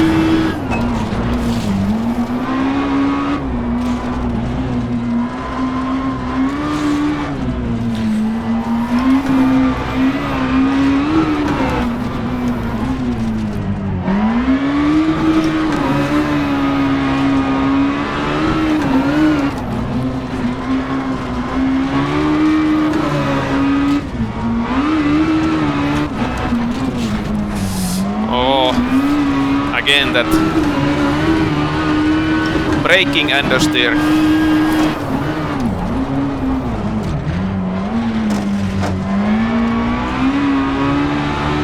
I think I have to try the totally open diff when coasting. Yeah, I think this is the best possible compromise we can do over the bumps. And we are done with the 17. Done with the 17 stage. So something good out of that, and for sure it's now good enough on bumps. Then let's try to find some nice French stage, if we can. Not original format because it's so buggy the surface. I hate it.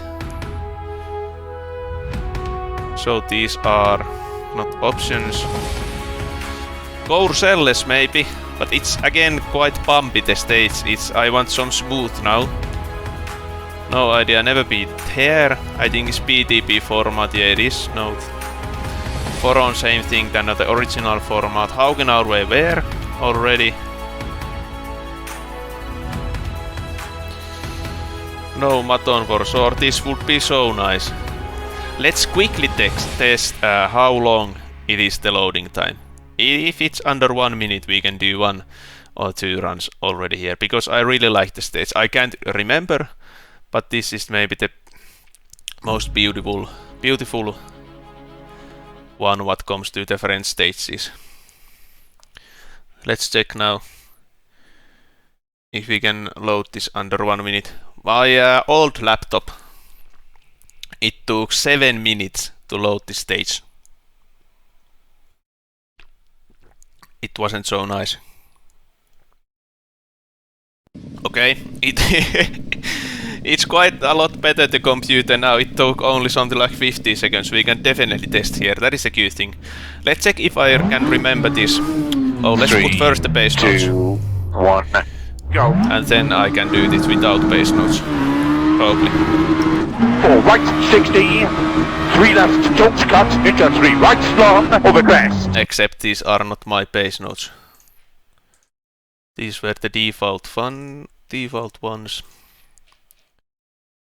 Beure cross where you are there.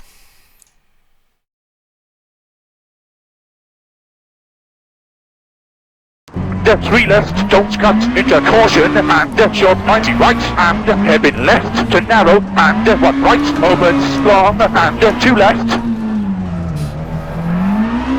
And double caution, short 3 right, and hairpin right, and 2 left to narrow, and 90 right, don't cut. And 2 left, double tightens, and hairpin right, minus, don't cut. And 90 left. And 90 right, 30, short 90 left, opens. And 2 right, double caution, and 2 left, double tightens, to narrow, and 1 right, don't cut, 40, hairpin left. And 3 right, and short 90 left, to narrow, 50. 3 right, tightens. and short 4 left, 30, 3 right tightens, 30, 3 left, double tightens, long to narrow, don't cut, and hairpin right, long 80.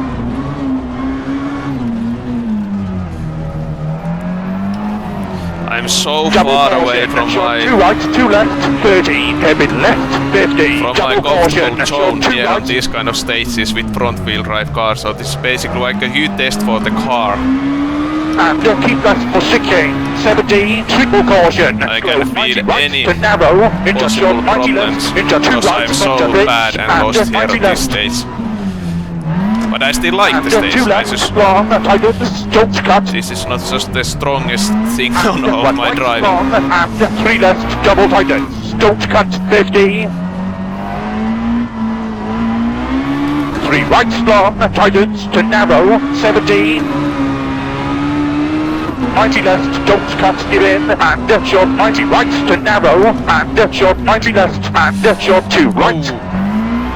And 2 left, opens, tightens, long, and 2 right, double tightens, extra long, and 3 left, long, don't cut, give in. I'm starting to feel more and more all the time and short 3 right that I would like to have a bit more rake, 40, 90 left to narrow, but it would be bad for some other things. 1 left, 30. So I don't know what should I do. 30, 2 right, minus, tightens, extra long, to narrow, don't cut, and 90 left to narrow, and short 90 right, 30. Short 1 left to narrow, 150. Short 2 right, 80. Double caution. Short 4 right, 30. 2 right, don't cut. And short 90 left, slight cut, 30. 90 right, don't cut. And 2 right, long. Double caution. And 1 right, 30. Double caution. Short 2 right to narrow. And hairpin left, 150.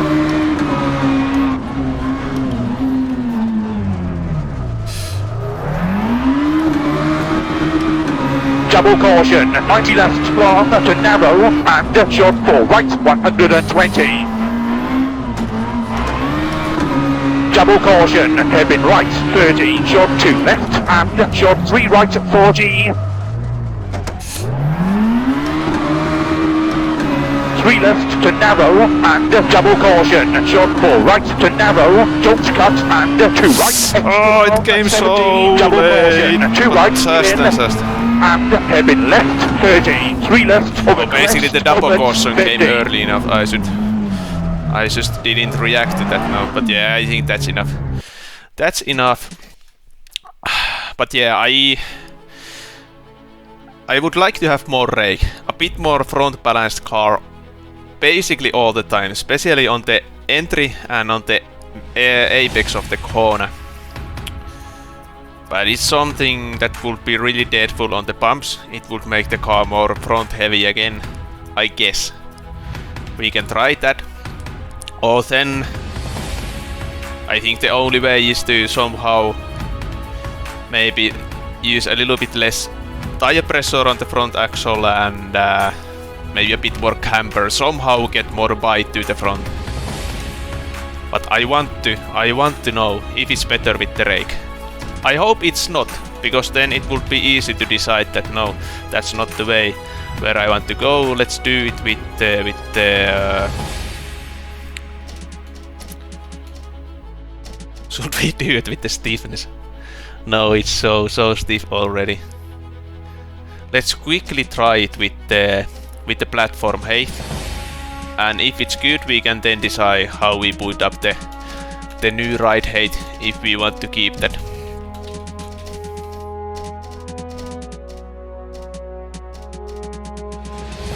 That is good enough. Let's try.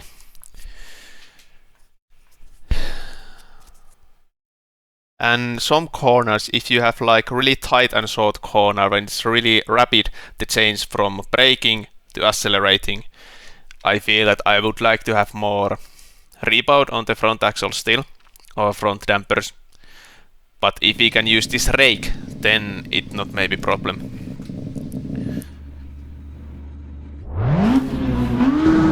Three, two, one, go.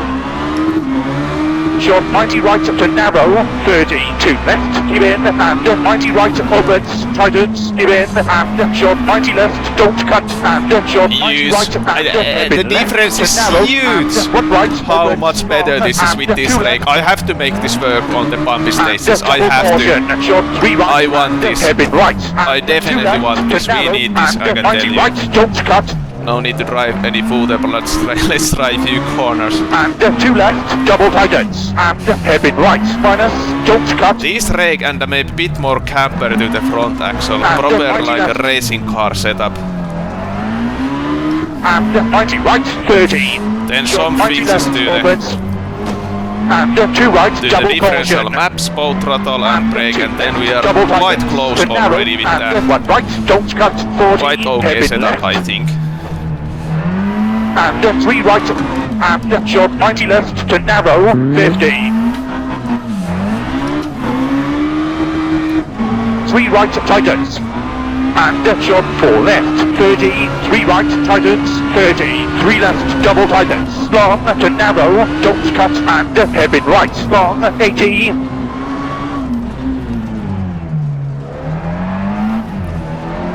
Double caution, short 2 right, 2 left, 30, hairpin left, 50, double caution, short 2 right.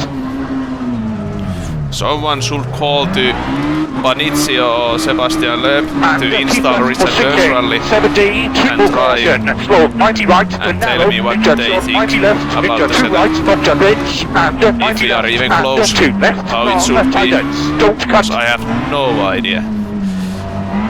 And 1 right long, and 3 left double tightens, don't cut, 50. Or of course I have some idea because of the YouTube videos. I have been watching quite a lot of on-board of this car before this stream, but still, as on other cars, on WRC cars and on R5 cars, I have got some feedback from the in real life drivers, so I know a lot more where I should be with the setup, but with this kind of car I don't have feedback at all. And short 3 right to narrow, don't cut, 40, 90 left to narrow, and short 2 right, 60, 1 left, 30, short 4 left, 30, 2 right minus, tightens, extra long, to narrow, don't cut. Moro vaan Janne, Dukenupengletti. Pitääpäs katsoa tosta. I quickly check how I look because Janne is commenting about my hair. If there is something, it looks really good. Yeah, really nice. I think no problems. Let's go with this and continue. Hello, also Janne. Yeah, now with this rake, I have to make sure that this is drivable on the 17. So I have to go straight away back to the 17, one run, to make sure that this is not an extremely problematic thing. And then I should find some new states, maybe with some long and smooth corners, to really, you know, think about the differential map, both from throttle and brake side. Short 90 right, don't cut, 80. Base notes off.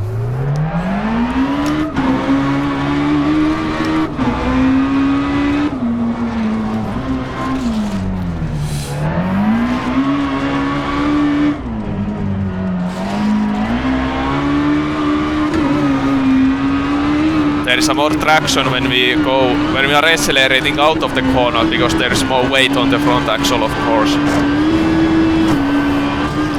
It's not maybe so bad over the bumps. Here is again a lot of understeering, but it's basically on all the cars. Don't know why. But I'm starting to feel more and more that we need more camber to the front axle now with this new rake. Oh! Where did cat come from? That was not good thing at all. But I don't know if it can be because of the rake. I tossed the brake and straight away to the street. Not so good. Cueva Santa. Where is Cueva Santa? I don't know the country. Oh, I know, but I can. Is it Spain? Yeah, let's go here. It's PTP format. I don't know if it's good or not. But I think what comes to the tarmac physics, there is not that a big difference. Not sure if there is difference at all between PTP and original format, but what comes to the gravel, you need a different setup almost. And also on the snow, it's the same thing. Yeah, capo di Feno is another option that we can do. Let's do few runs here, I think. This is not maybe what I needed the beginning of the stage, but it's good place to check the stability of the car, and then the more technical part I can feel more about what I should do with the differential, and maybe I try to totally open it when I'm coasting. I want to check how loose it is and if it's helping to the understeering and that 3, kind of things. 2, 1, go. Maybe I put the bass notes on because I can't remember this so well. 6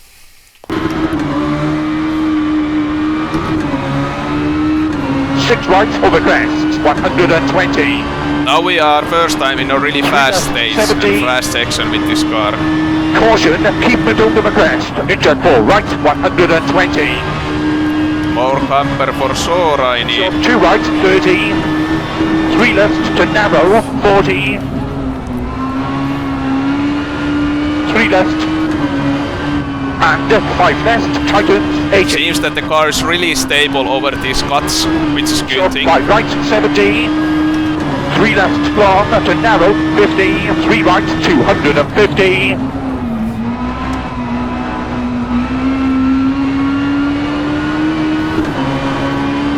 Double caution, short 3 right, 40, short 1 right, minus, to narrow, cut 30, 4 left, 120.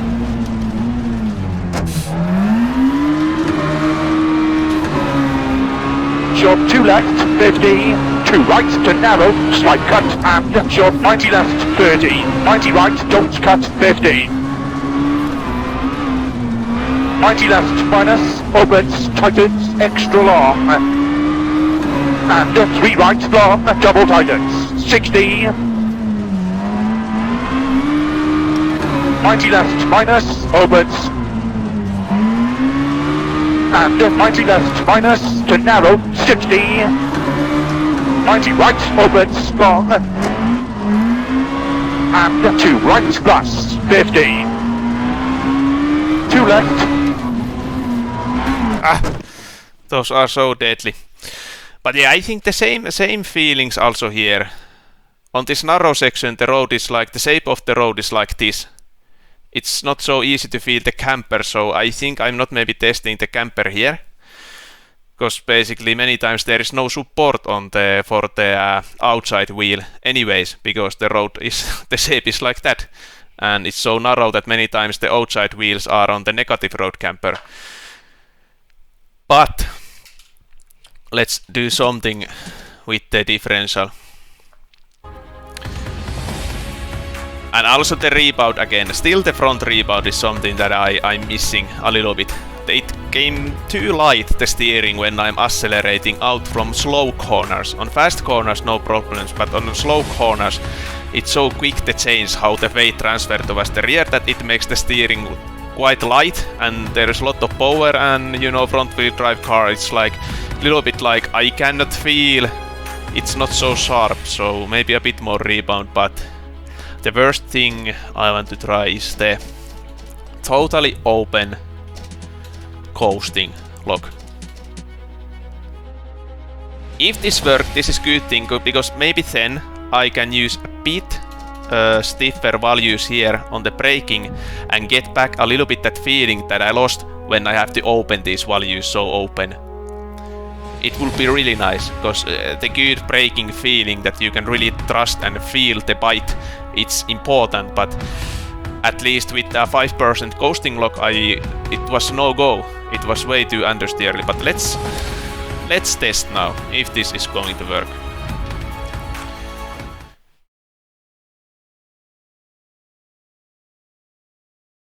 Hello Goonya, I have 2 of my setups that I have done like this on streams on my YouTube. You can find it there at playlist called RBR setups. There is all my setup streams, and then there is download videos separated. There is a Hyundai i20 WRC gravel setups, updated version. Be sure that you download the updated version. It's a lot better than the first one.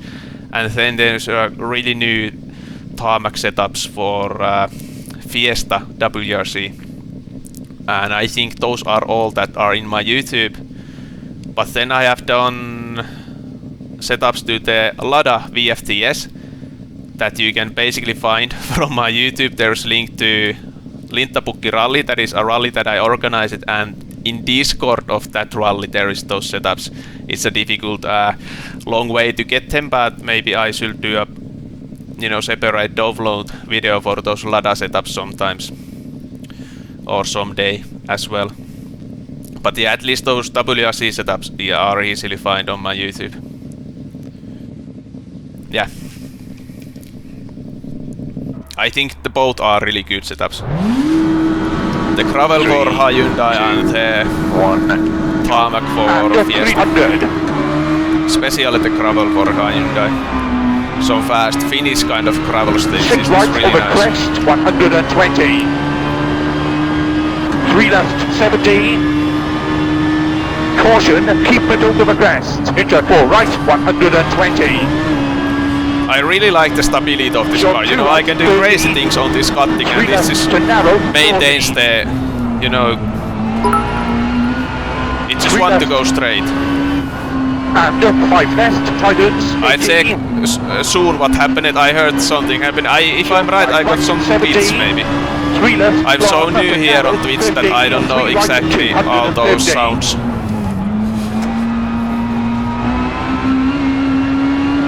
But thank you anyway. I check it when I finish this run. Right 40, short 1 right minus to narrow, cut 30, 4 left. It's not. I try it if I can be really aggressive with the braking, but no chance. It's still understeering a lot. But now let's check these. Short 2 left, 50, more technical 2 right corners. to narrow, slight cut, and short 90 left, 30, 90 right, don't cut, 50. Yeah.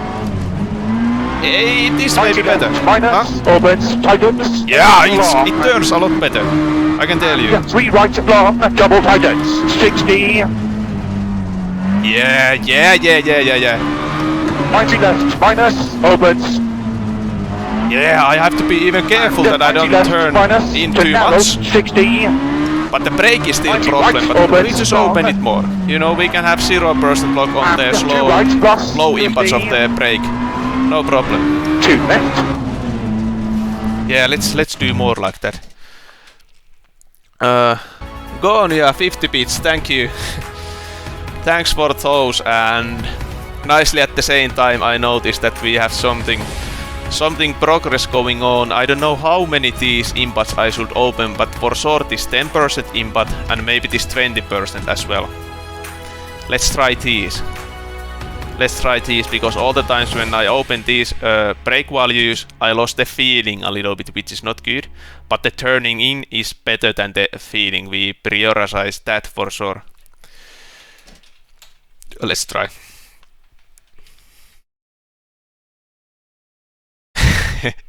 No joo, tässä on ollut no hankala tuo aliohjaushomma. Kiva, että siihen löytyy jotain apua.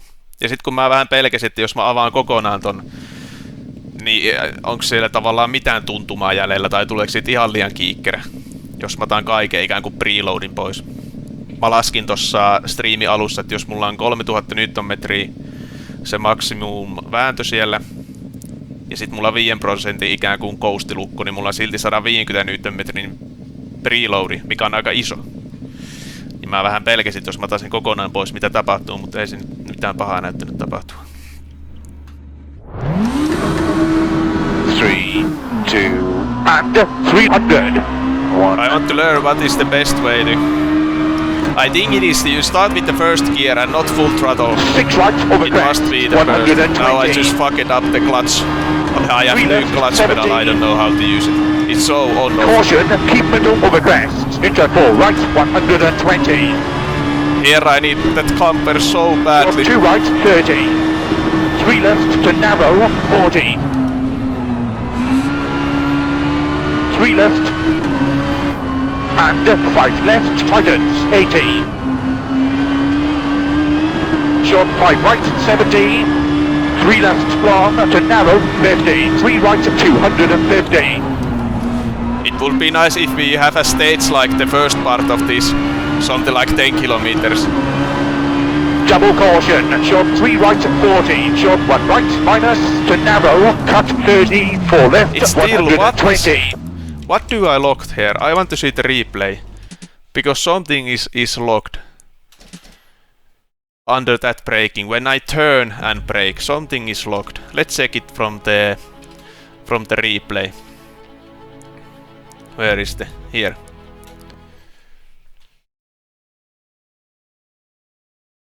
Noniin. Pitäis laittaa nämä setit jotenkin maksumuuriin. Tää aina näillä striimeissä pistää hirveet kuumutukset tyypeille ja sit ne ostaa ne. Eiku ei se toimi kun ne näkee ne arvot, eipä toimikaan. Sinne meni sekin karloilun paikka ihan pieleen.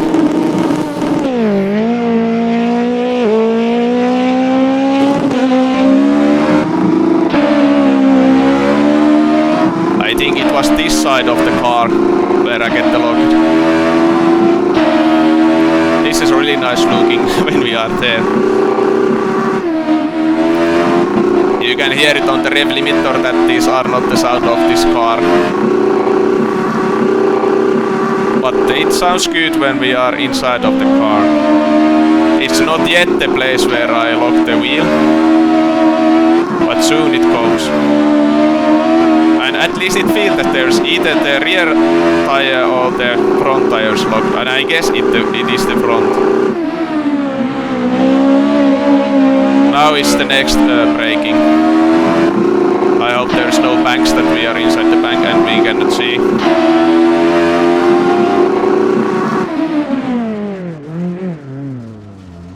It is the rear tire still. I guess you were able to see, we don't have to replay again, the sound is so terrible.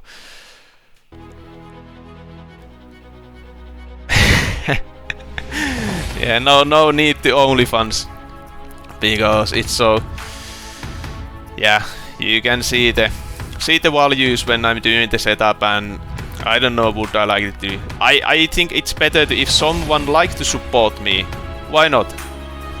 But I want to give the, you know, opportunity and chance that these all are free. I have to restart the game because the dash get broken when I am on the replay, but now just few seconds and we are back like this. And then we go back to that stage and we drop again. I think I have to drop the rear brake pressure. Of course, I cannot be 100% sure if the problem, the bad feeling came from that locking, but I think it came because, as I said, I felt that something is locked, so it sounds quite reasonable that then the bad behavior also came from that locking. Let's keep like that, 80% on the front axle and 20 on the rear. Again, I would like to have a phone call to Panizzi or Sebastian Loeb to ask about the brake balance of this kind of car, because I have no idea what they use in real life. But now we are these kind of things in Richard Burns Rally for sure. And let's test. Other reason could be that the problem came as because I opened the brake lock. Not sure, but for sure there was something wrong on that braking. I couldn't turn the car at all. 3, 2, 1, go. And 300.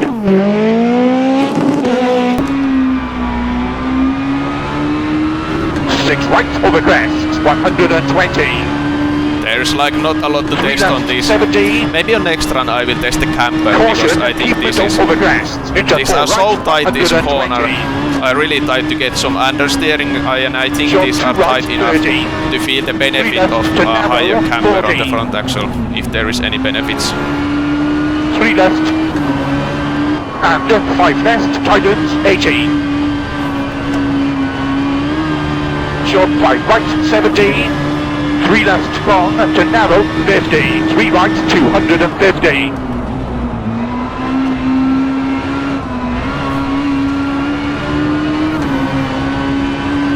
Double caution, short 3 right, 40, short 1 right, minus, to narrow, cut 30, 4 left, It's still 120. It's still the same. Could it be that I can't open the... I take that part again. I want to check where I am with the brake input. Four And what left, percentage, what I have to 120. change. Like, I'm not sure if it's too high from the high brake inputs, if it's too stiff from here or there, or if it's too open or low inputs. I want to see the number. I think it's something like that, the feeling. 60%. Let's check.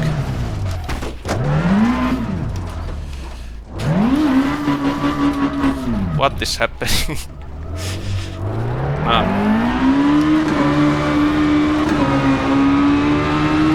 Double caution, short 3 right at 40, short 1 right, minus, to narrow, cut 30, 4 left, 120. Yeah, from 80% to 60% the problem, so I guess it has to be that it's too locked. Because we are here. 40% to 90% lock. Here's the area where the problem is, I think, if I felt correct. And I think I felt. So let's go 10% off from this and maybe also this. Or let's take even more. And let's open this also. Big step. More open. Let's try. And I don't want to try the camper at the same time because it affects a little bit to the braking grip as well. You know, if you have tires like this when you brake, or tires like this when you brake, the contact path between the tire and the road is better when the tires are like this, considering compared the situation where the tires are like this with high camper.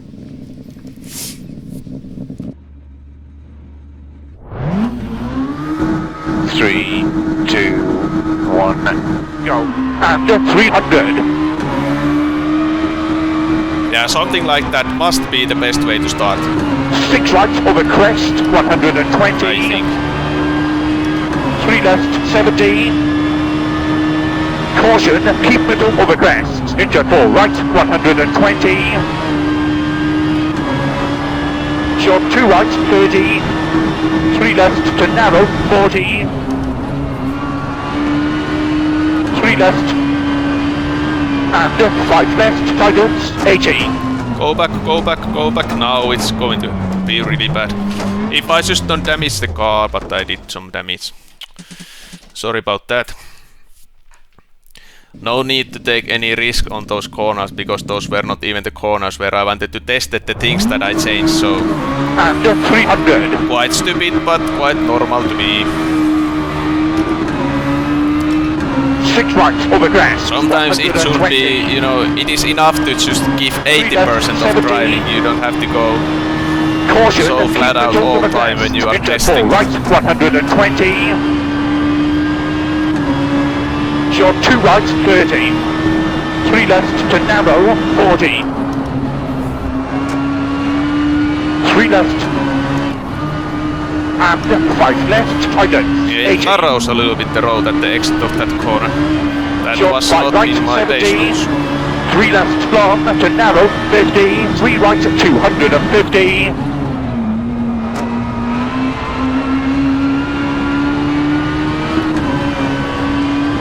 Double caution, short 3 right at 40, short 1 right minus, to narrow, cut 30, 4 left, 120. No, like no change at all. I'm confused now. What is the reason for that thing? Let's try another big opening things and then we go back where we was. I want really now find out if that is the problem. Let's open the whole thing a lot.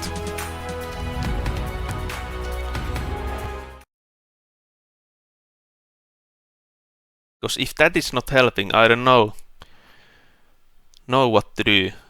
I can make a bit more lock the small brake inputs. Maybe they get a bit better feeling for that kind of braking where you turn at the same time, but then it's again some understeering problem on really twisty corners. So 3, not so 2, happy compromise 1. if I have to do some And compromise. 300. And I think the toe angle is something that is not helping in those situations. I don't know what else I should do than the brake locks. Caution, keep middle to the crest. Into 4 right, 120. Short 2 right, 30. 3 left to narrow, 40. 3 left. And 5 left, 5 left, 80. Short 5 right, 70. 3 left long to narrow, 50. 3 right, 250.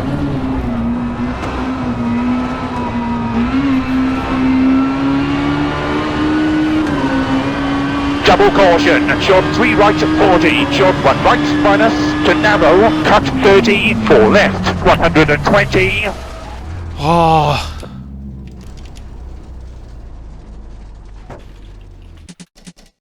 It also may be a situation that I just have to live with that feeling. Maybe that is something that happens on front-wheel drive cars.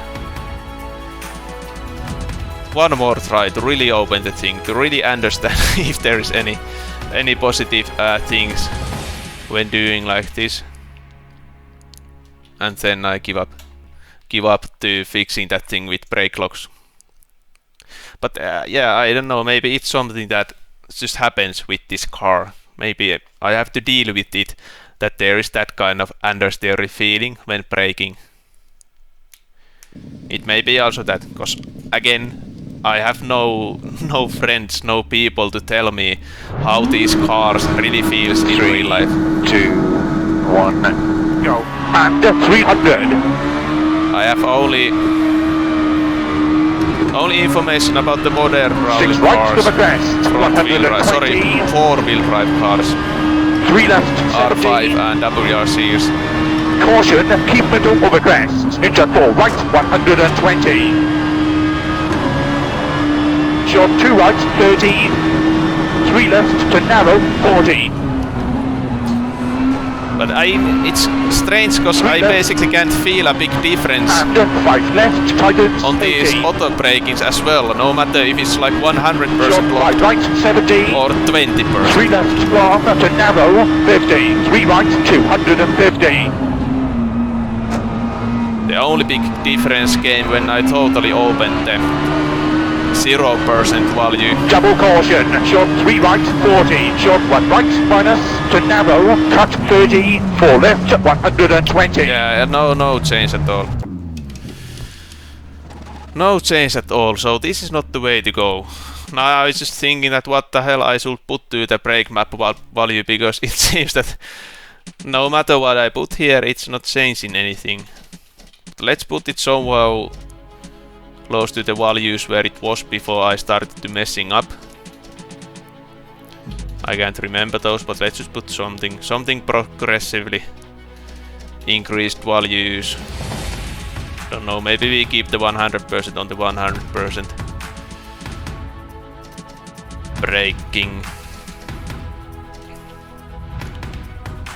Maybe this is good, but as I said, I can't feel the difference, you know. No matter if there is, for example, only 50%, if there is a 20 or 5 or 10 or whatever, especially here on the higher numbers, there is like not a big difference. So it's really strange and difficult to know what to use. But basically the higher the better, so if there is just no unbenefits of using high numbers, then we use high numbers. At least then we can be sure that there is the maximum, the best possible braking grip and stability that we can have. Joo, ei muuta kuin hyvää yötä, saa nähdä. Kyllä tässä varmaan vielä tunti, ellei puolitoista menee. Kattoo nyt. Aika hyvää tuo jo sinällä ehkä on. Ei muuta kuin hyvää yötä. And then I think let's take a good drink of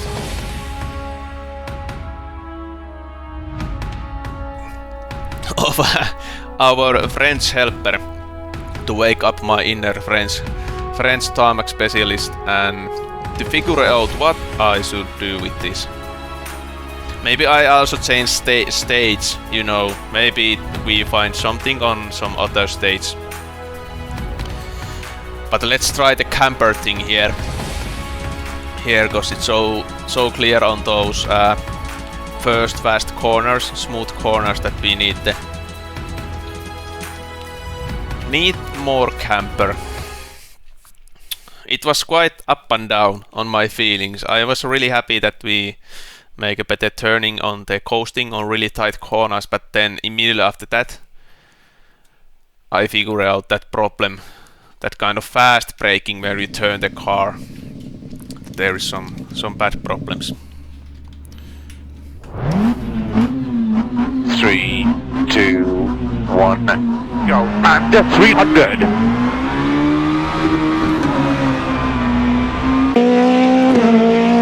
Right to the crest, 120. 3 left, 70. Caution, keep middle over crest. Into 4 right, 120. Yes, huge difference. Short 2 right, it's amazing 30. how easily you can notice something like this, 40. while it was really difficult to notice the difference 3 left. With the brake differential. 5 left, tightens, 80. Short 5 right, 70. 3 left, long to narrow, 50. 3 right, 250.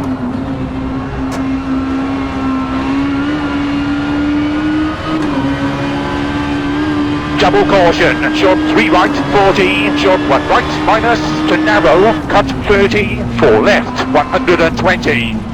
Yeah, it's like basically no change at all.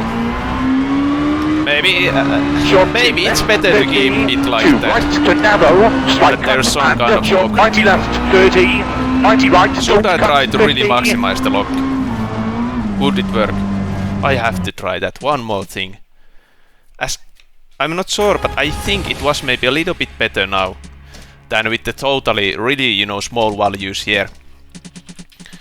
So let's be crazy. Sometimes these kind of things are only way to find out, at least for me, when I'm totally lost, so...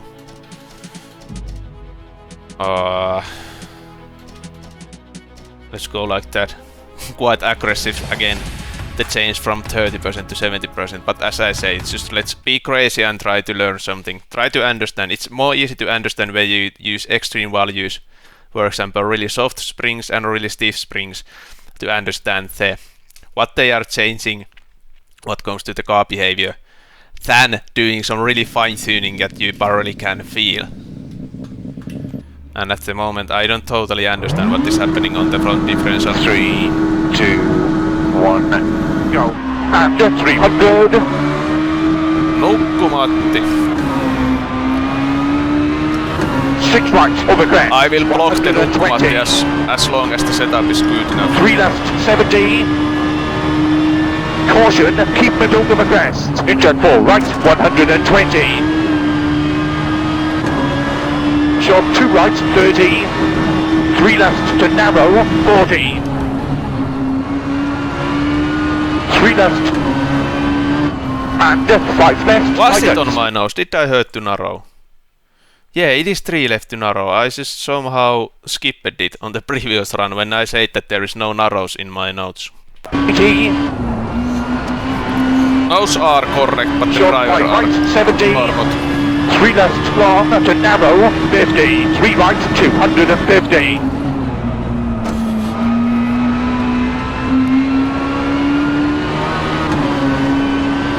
Double caution, short 3 right, 40. Short 1 right, minus to narrow, cut 30. 4 left, 120. No change.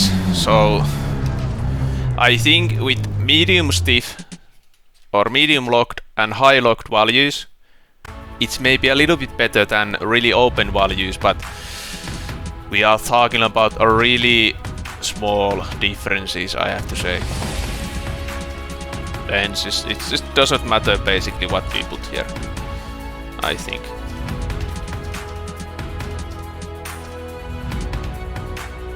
Let's go with that. We can do some fine tuning if we want to, and if we find necessary. Then let's change stage.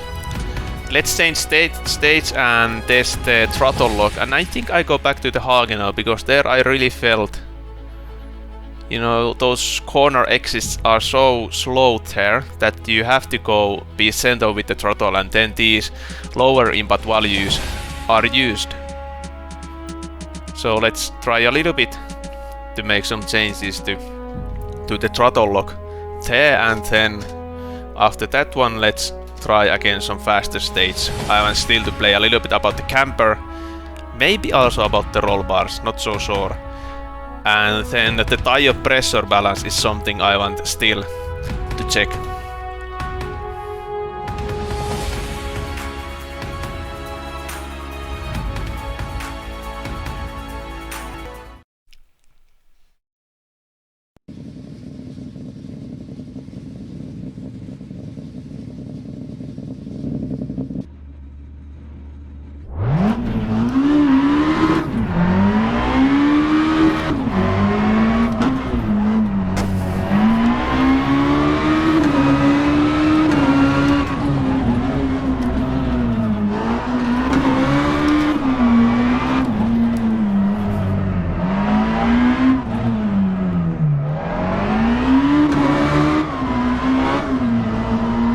There it is, I just checked it. It's something 40 to 60% throttle, where I maybe need a little bit more throttle lock.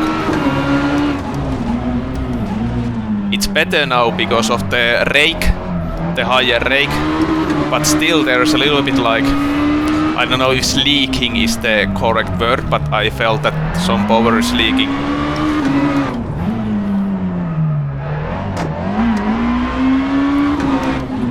The lock is not stiff enough.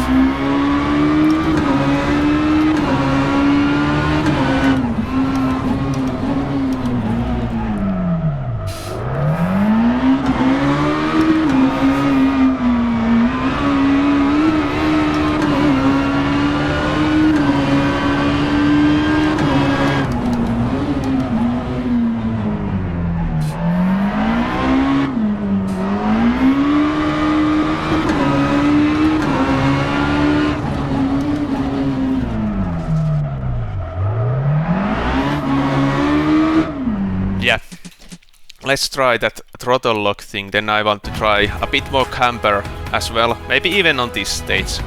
I think I were able to feel some situations where I need more camber even on these slow speeds.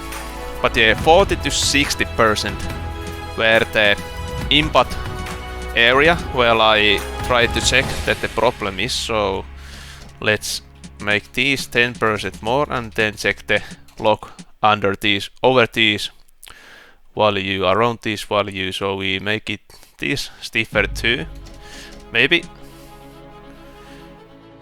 yeah, 90 or 95. And then I don't like the gap here, it's quite a big gap from 30 to 40% throttle input, 30% change from locking, so let's go to the 40 and 20 and like that. Let's check how it feels. It's not now, it's totally fine tuning, you know, the problem is not big, but it's something that I think it maybe is to fix. 3, 2, 1, go.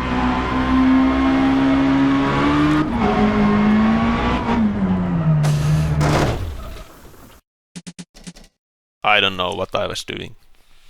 I think I was just checking the brake input number, not the state at all. 2, 1, go.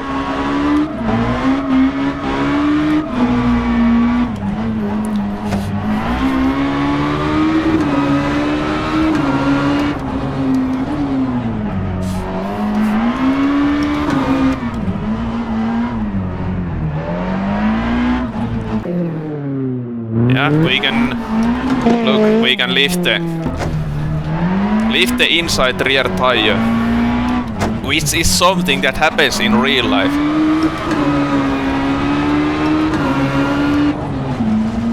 So it's nice that it's also happening on recent Burns Rally with our setup.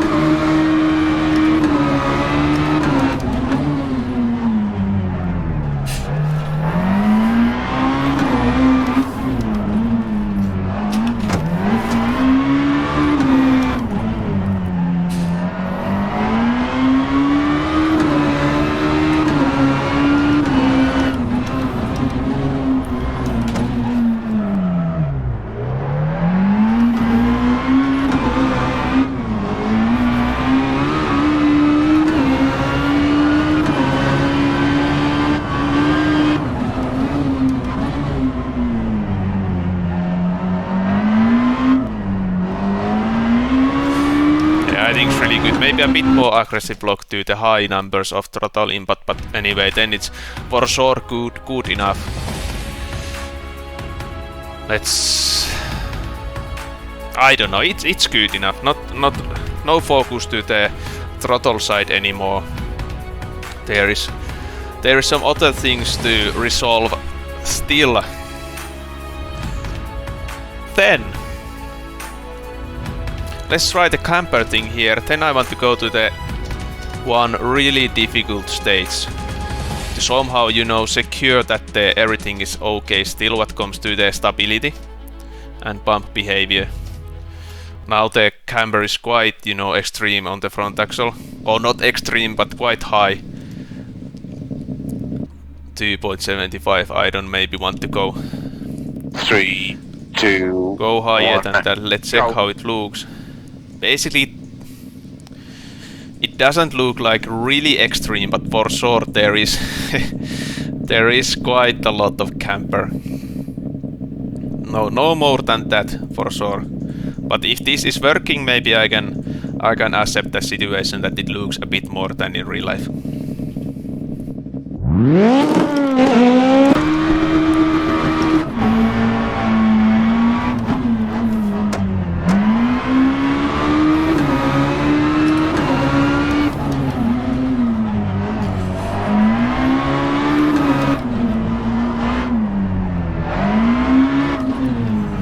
That rebound thing is one thing I maybe want to try here also, because these are the corners, these slow exits where I smash the throttle, that I maybe need a bit more rebound to the front.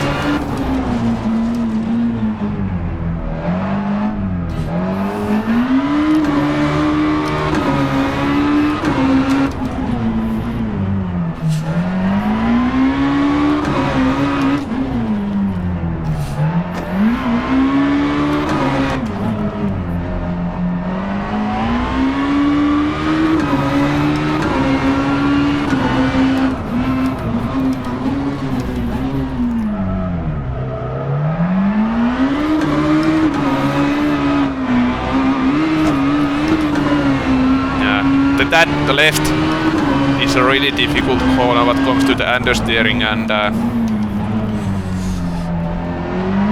it helps to have a more camber on the front axle for sure.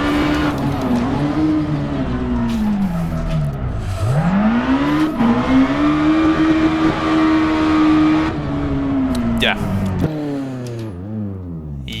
Yep. It's going better and better. Some things I can't resolve, but I think the overall setup is going better and better step by step. Let's continue something like maybe 1 hour still. 1 or 1.5 hours, and then I think it should be quite okay for only one test session. I took a little short piss break now. Just 30 seconds give me. And then let's go to the really difficult stage.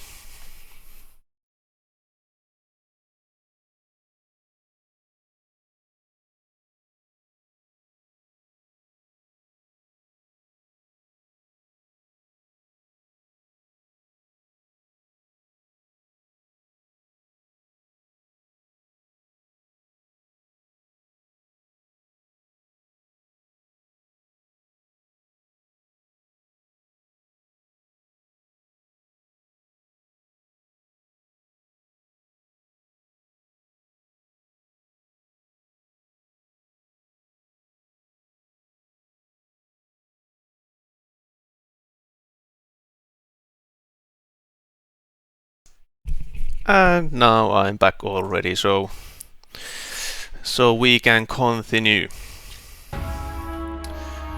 Yeah. States, and let's go to the... If you watch my streams when I was doing the Fiesta setup, you maybe remember that I was many times on Sieversdorf. Maybe the worst possible Tarmac stage for this car, but as I'm sharing the setup to everyone, I want to make sure that the car can like go through, even just go through, survive these extreme Tarmac stages. So it's good to secure that thing before doing some more fine tuning. Let's check. There are few really bad bumps, and sometimes the car can, you know, get even like stuck to those bumps, so I hope something like that won't happen now. 3, 2, 1, go.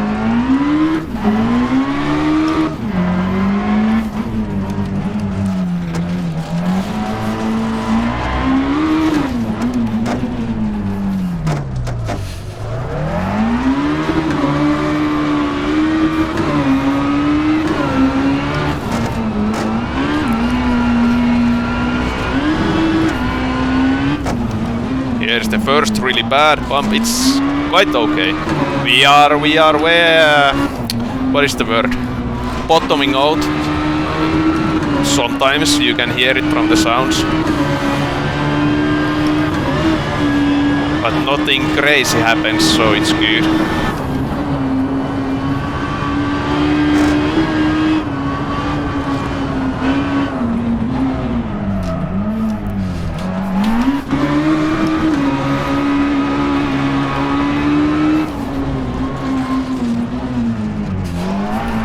Braking is still... I think the braking is the biggest problem. No matter which stage I'm driving, is it smooth, rough, slippery, good grip, slow, fast. The braking is the... braking and the understeering while braking, that is the problem. I have to do something. Because otherwise I think the setup is really nice already. As far as I understand anything about front wheel drive cars on Tarmac. Yeah, let's test these fast corners and then it's enough. Yeah, again the braking, it's so... And it's still the rear tire is locking, but it's so, you know, we have 80% brake balance on the front already, so I'm not going to do anything for that. Then I have to figure out some stage again where to test that braking more. Peklo for sure, but it can be really, you know, it can be awful with this car. It's so slippery, so easy to understeer here. Where's the Peklo? Here. Oh. Not sure if this is a good idea, but let's test. On the other hand, if I can make the car even a bit better here, it will be a lot better on the other stages. It's so slippery, so slippery. 3, 2, 1, go.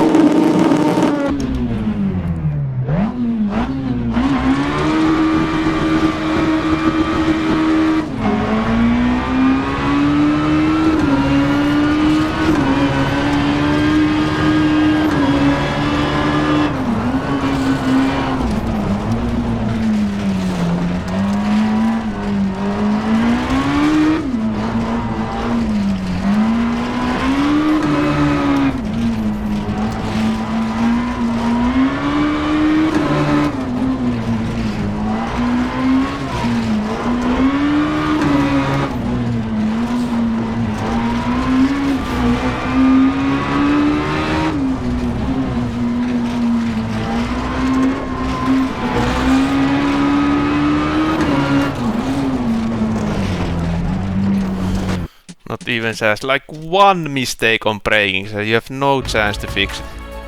Because you can, you know, do rapid change of the direction. Because it just goes straight and straight and straight because of something. Rebound, I have to try the rear rebound, then I have to try to use a huge toe angle on the front, then tire pressures, maybe those things, and I hope that those will be a solution. Let's try start with the rebound. This can be deadly for the bumps, but you know, some compromises we have to do. It's still so bad, the turning in. It's still so bad. Thank you for following, Manageri.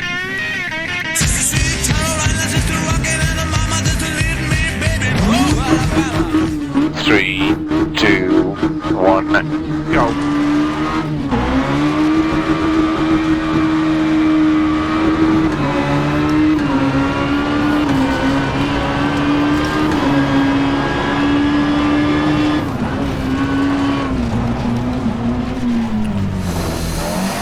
It's still terrible. Like, you know, I can feel the difference how the rear goes up a bit quickly, more quick now with the rebound, but it doesn't change the problem. Maybe it's a bit better, yes or not, but anyway, it's still there, really clearly.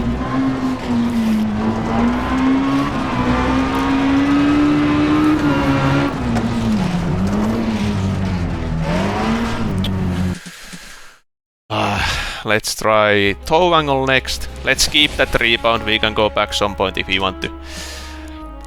Let's straight away go to the 0.5. The maximum I would like to use, I think. Then after this, the tire pressures. Let's make them equal from front and rear, because now we have less pressure on the rear tires. And let's just try everything. I hope something would work, even a little bit, even a little help. I'm not asking too much. I'm happy if I can get even a little bit of help for that understeering brake problem.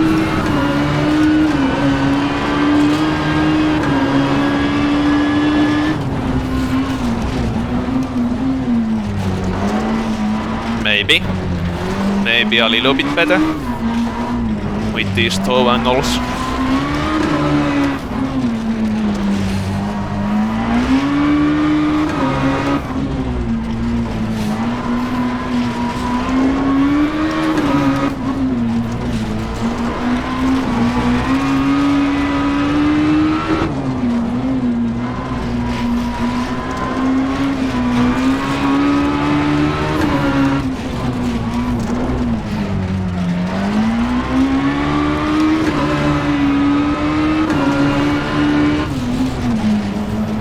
But yeah, this kind of situation, when you do even a little mistake, little too late the braking or a little bit too wrong line, it's impossible to fix the situation anymore. And with other cars, there has been like no problems at all, so it's difficult. But let's keep these both changes and next try the tire pressures. Let's go with 5 kPa off from front and 5 kPa more to rear. And let's go. I have still a little bit less left this helping a French thing. I think I need to use that soon.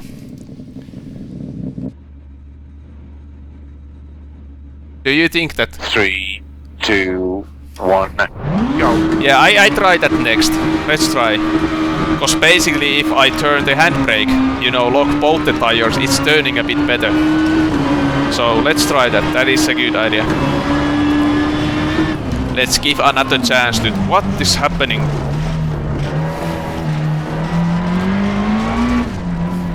Was I a bit offline? Oh, then this is a huge difference now with the tire pressures. What comes to the overall grip balance between the front and rear axle.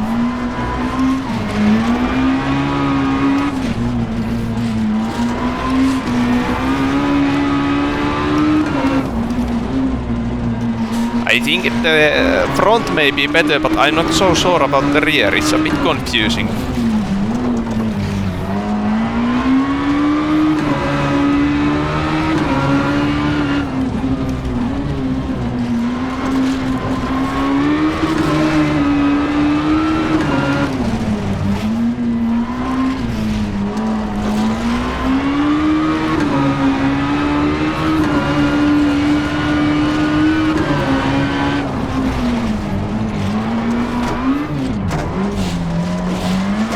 For sure, this is so slow and slippery stage that softer roll bars could also be a good thing, but I don't want to do setup just for these conditions. So maybe I keep the roll bars where they are.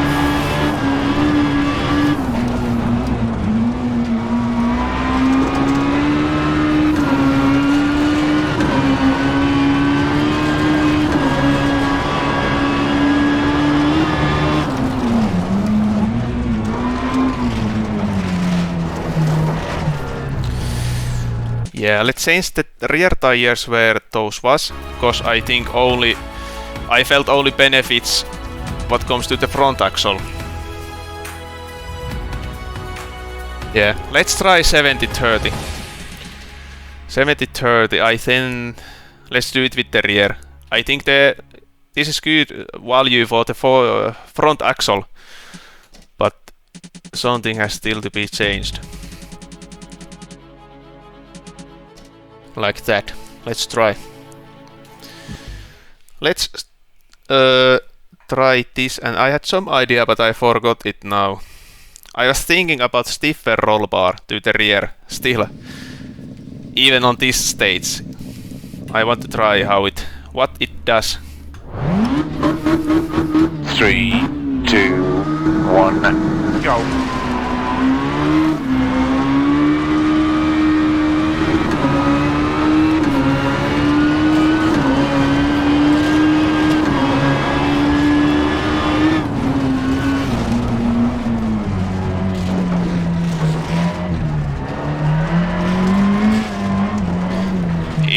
I think it was better. Yeah, it's better. It's better.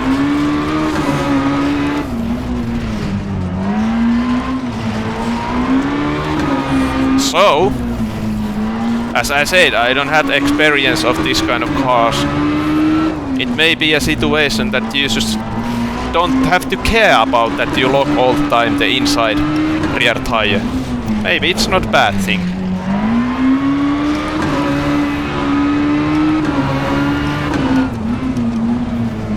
Yeah, it's a lot better.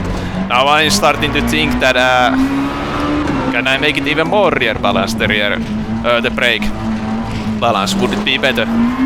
Better still.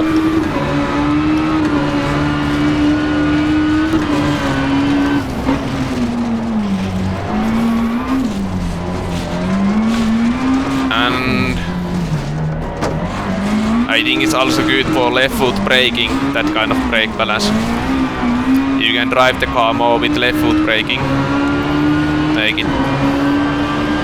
It helps a little bit about the turning when you are on the middle or exit the corner.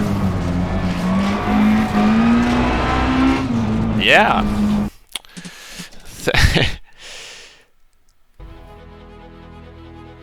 Yeah, I know that, and yeah, you know, it doesn't help to the entry of the corner. But I just think that if I somehow can manage the entry of the corner and then that stiffer rear roll bar like kicks in and starts to help me, maybe it will be a good for the overall corner behavior. Because if you have understeering car on the entry of the corner, it's not going to be good if it's understeering on the middle and the exit as well, so maybe. But that's something like fine tuning again. There is like not the big problem. Oh, yeah. I want to try one thing. Let's go to the 35%. This is just some stupid testing again, but I want to try. And then a bit more rebound, because that rebound was something that I need on the bumpy stages. So if this will work now, then it could be a good compromise for the smooth tarmac braking and bumps and jumps. Because I need that rebound. I know I need that rebound for stability. 3, 2, 1, go.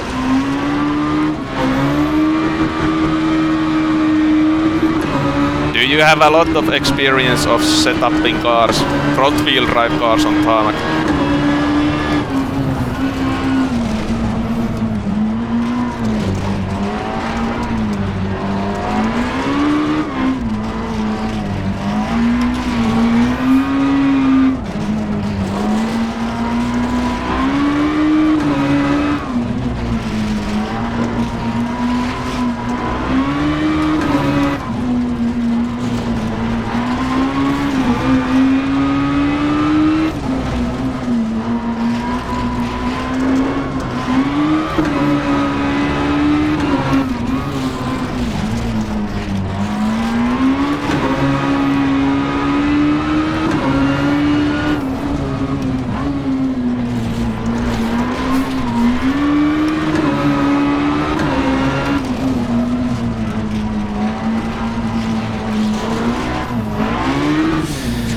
Yeah, well, that was...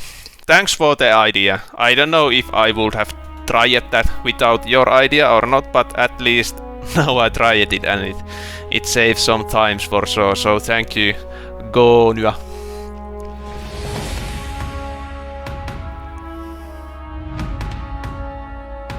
Yeah, for sure it did, but as I do only one setup for one surface, it's a big compromise between smooth tarmac and rough tarmac and that kind of things. For sure I don't have the time to do like rough tarmac setup, smooth tarmac setup, wet smooth and wet rough tarmac setup, and same things on gravel and snow for one car, so it's a compromise that I have to live for. Cause I want to do also my own setups for my own racing cars, and I have lot other reasonable things going on as well, more than these setup streaming things. We keep that brake plans, we do some fine tuning, you know, now we can play it more, cause I think I understood that it's not a problem if you lock the inside rear wheel. And I want to do the fine tuning on some stage that is really familiar for me, some really simple and clear braking points, for example Sturek. And now again, this may be crazy for understeer, but maybe we can learn something new. We go to the Torre Vecchia.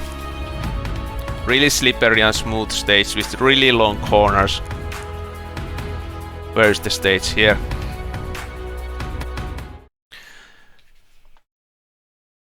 I want to try a few things. I want to try the roll bar, rear roll bar, and then front rebound. For the middle and exit corner understeer.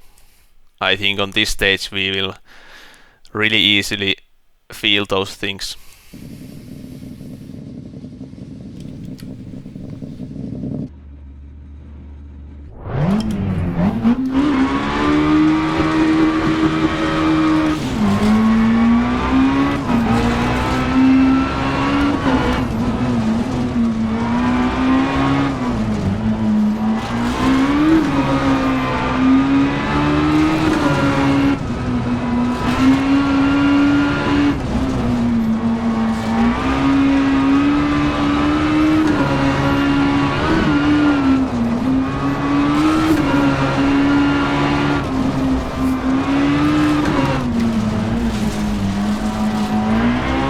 I have to put my bass notes on because I can't remember the stage good enough.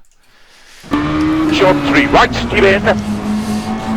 And 1 left, and short 90 right, 50, 2 left, double tightens, 40, and short 90 right, 50, 2 left, double tightens, 40, 2 right, into short 90 left, keep in. I don't like to see that the rear tire is locked, but and 2 right, I need left, to get used 40, to that, I know. 2 left, 60, 1 right to narrow, into 2 left, keep in. and 90 right, extra long. And 2 left, tightens, give in. And short 1 right, 30, 3 left, tightens, up to pitch. Into short 2 left, and 90 right, long, give in. And 1 left, opens, long, maybe, give in. And short 1 right to narrow, and short 2 left, 30, short 1 right, 80. Late short 90 right. Now I started to think that I did those brake lock tests with totally wrong brake balance, that should I try those things again on that stage, maybe at some point. But now I tried the roll bar thing here.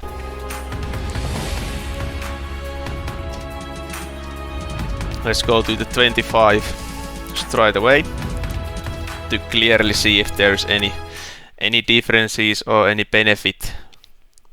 Benefit is the mainly thing that I'm looking for.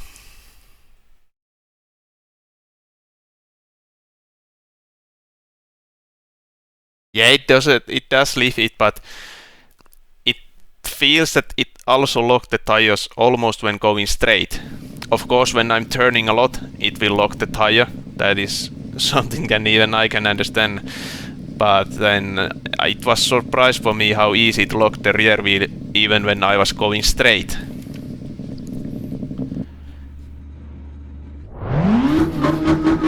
Three, two, one. And hello, Mika. Short 2 right, 2 left, 80. Short 90 left, and 1 left, minus, and 3 right, give in. And 90 left, 50. 90 right, minus, to narrow, 40. 2 left, 30. Short 90 right, and short 4 right, give in. And 90 left, minus, give in. And 1 right, long, 50. 90 right, 40.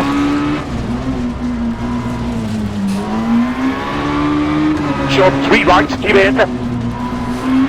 And 1 left, and short 90 right, 50. 2 left, double tightens, 40. 2 right, into short 90 left, give in. And 2 right, into short 4 left, 40. 2 left, 60. 1 right to narrow, into 2 left, give in. And 90 right, extra long. And 2 left, tightens, give in. And short 1 right, 30.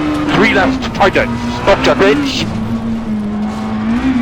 Into short 2 left, and 90 right, long, give in. And 1 left, opens, long, maybe, give in. And short 1 right to narrow, and short 2 left, 30, short Still 1 I right, need a 80. bit more bite to the front, I think, on the apex and the exit of the corners.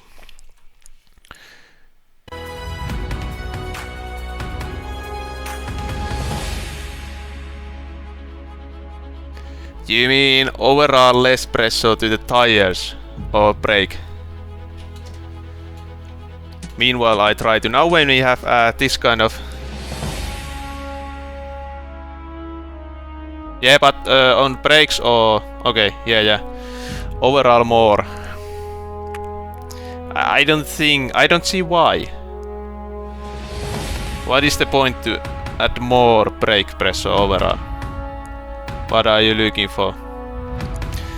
But now when I have this stiffer roll bar on the rear, I want one more time to try a softer roll bar on the front. Because I'm lacking a bit of like bite and grip and pressure when I'm on the apex and the exit of the corners. Yeah, but it will also look the rear sooner. Huh? If we change the overall, you know, both front and rear.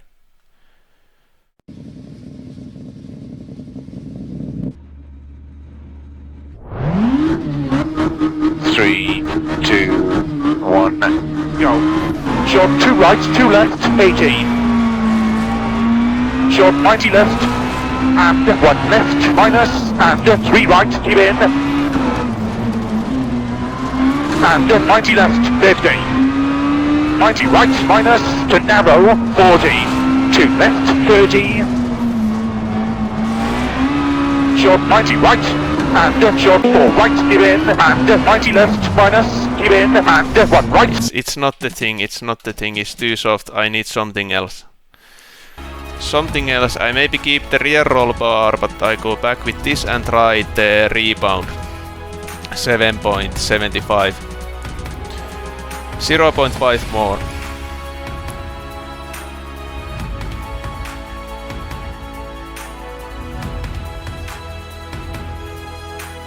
I don't know, maybe we can try at some point, because you were right anyway on the previous thing to add more on the rear, so maybe we try on some point. Some point when fine-tuning the brakes. Maybe on I go back to the Cueva Santa, if I remember correct the name of the stage, and that one specific corner, and test the brake lock a little bit now with the new brake balance.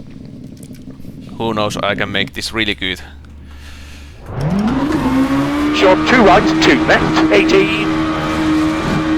Short 90 left, and 1 left minus, and 3 right, give in. And 90 left, 50. 90 right minus, to narrow, 40. 2 left, 30. Short 90 right, and short 4 right, give in, and 90 left minus, give in, and 1 right, long, 50. 90 right, 40. I don't know if that is so good idea to have that. 1 left. I think it was especially with the softer roll bar on the front, that yes, I get like more weight to the outside front tire, but it doesn't give any grip. It just feels like too heavy and too soft and that kind of thing. And now I'm thinking if it makes it just worse, the stiffer rear roll bar. You know, somehow I would have more grip on the outside front tire, but when I do it with roll bars, it's not the thing that I need. Don't know what is the thing though, because I don't want to change the spring anymore or the pumps value, for example, but I guess the roll bars were not the thing. Few corners still I want to make really sure about this one. Then I think I go to the Cueva Santa and test the brakes once again through the whole brake map. And maybe a bit the pressures as well. Time is now 2:15 in Finland, so something like, if I finish on 3, it should be then a 4-hour stream, so it's maybe enough then. 3, 2, 1, go. Short 2 right, 2 left, 80. Short 90 left, and 1 left minus, and 3 right, give in. And 90 left, 50.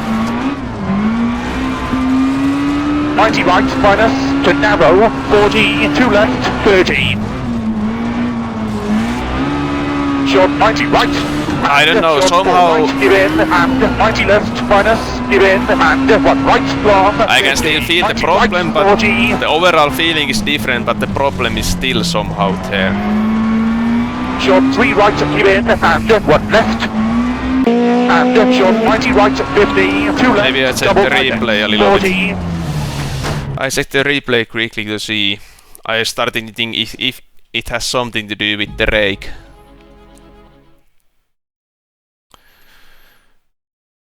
And it would be then, I guess that the rear is too high, because it feels that basically the front end, where all the weight is going on corners, it's like a bit too soft. Because there's still the problem. Usually when you make it softer, the problem goes. It gives you grip, but now it's gripless and still soft. So I guess it's too soft or something.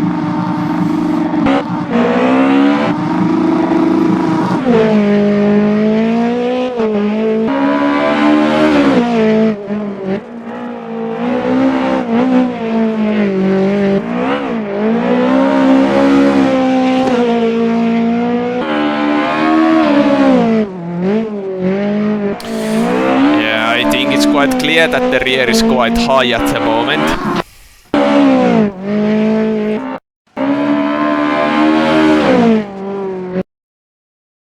But if you remember on the Peugeot Cross stage, how good it felt when I changed the rake to the point where it is at the moment. So we don't know what to do. But I think here you see the situation quite good. It's too easily this, outside front goes down. It's like too soft. There's like no resistance anymore, and somehow it doesn't give me the grip and the feeling that I would like to have. To make the rear lower, there would not be so much weight on this outside front tire.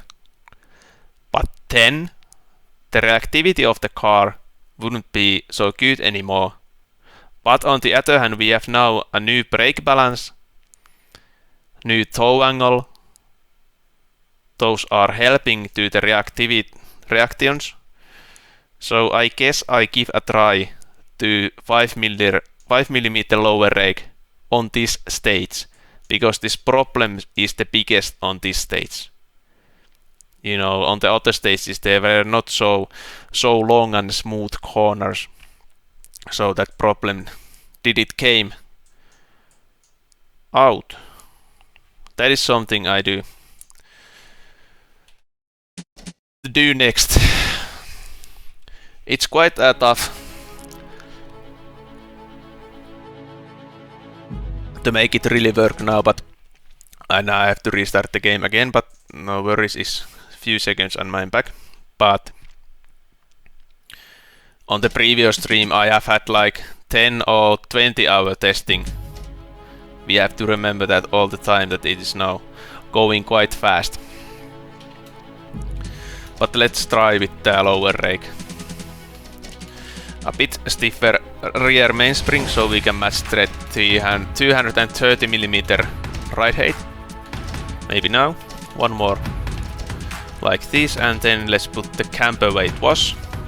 One more. Now. Yeah. And let's try.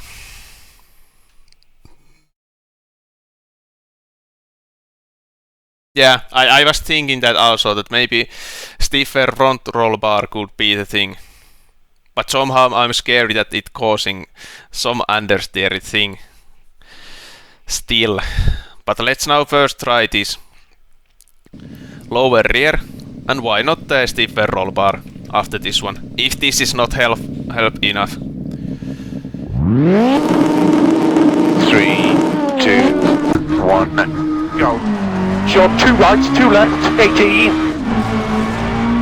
Short 90 left, and 1 left minus, and 3 right, keep in, and 90 left, 50.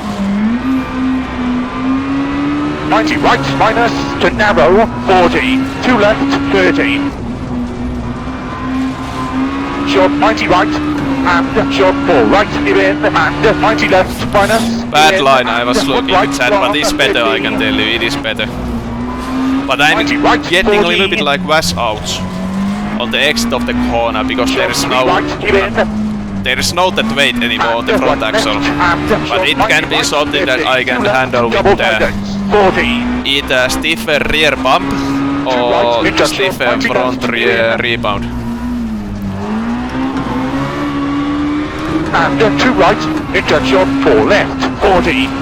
2 left, 60. 1 right to narrow, into 2 left, give in. And 90 right, extra long. And 2 left, tightens, give in. And short 1 right, 30. 3 left, tightens, Dr. Bridge. Into short 2 left, and 90 right, long, give in, and 1 left, opens, long, maybe, give in. Yeah, that is something I think we keep. Because it was way more bad here with high rake than it was on Peugeot Crosser with low rake. So this is a better compromise for sure.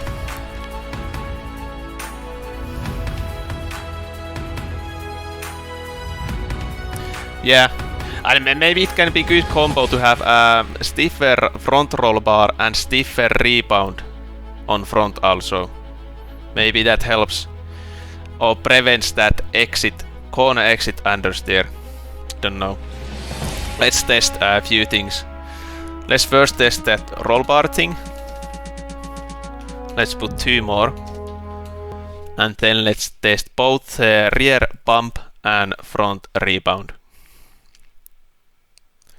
I think especially the rear bump it's interesting because it will also help to jumps and heavy compressions. It will be helpful for those situations. Especially now when the rear is lower, there is not so much room for compressions. 3, 2, 1, go. Short 2 right, 2 left, 80. Short 90 left, and 1 left, minus, and 3 right, steer in. And 90 left, 50. 90 right, minus, to narrow, 40. 2 left, 30. Short 90 right, and short 4 right, steer in, and 90 left, minus, steer in, and 1 right, long, 50, 90 right, 40. Really difficult to say, you know. Short 3 right, steer in, and 1 left. And I think it's right, 50, not maybe so good overall, but I see the benefits on some areas. 2 right, into short 90 left, steer in. But the turn in is... I mean, the reaction is basically sharper, but when you have that kind of braking where you have to turn more and more while you are braking, then there is maybe not enough anymore weight transfer to the outside front tire or something, I don't know. And that is something that I cannot fix with those damper things that I was talking about. It would be something that I should fix with a softer front bump value. But that is something that is really deadly on the bump stages and jumps, so I don't know. Let's try take 1 off. You know, we put 2 more to the front roll bar. Let's take 1 off. 1 off and then to those. Let's do the damper things. Let's put it to the 8.0 and then let's add a little bit more rebound to the front. And same time bump to the rear.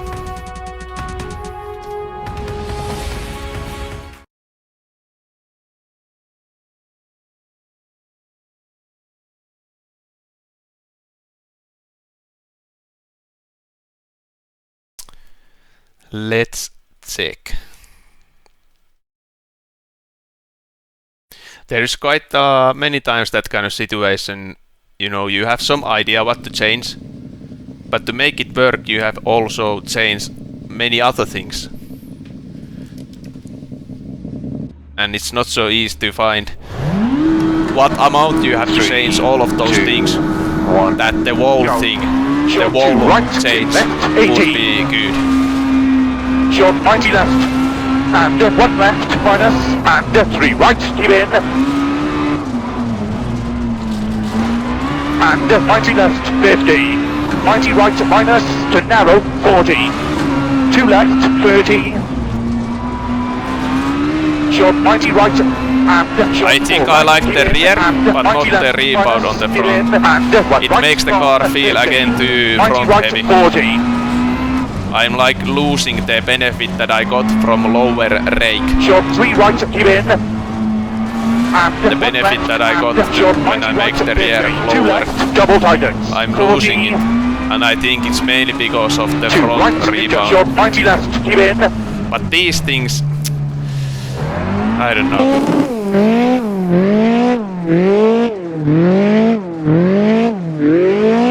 And 2 right, into short 4 left, 40.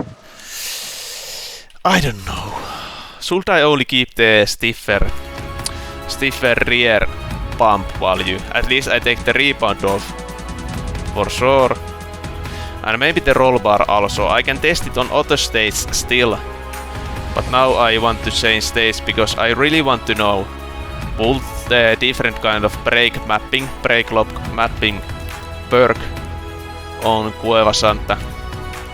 That difficult braking now with totally different brake balance.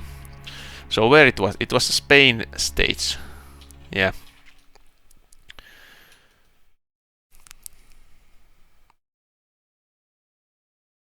You have good ideas, Goonya, I have to say.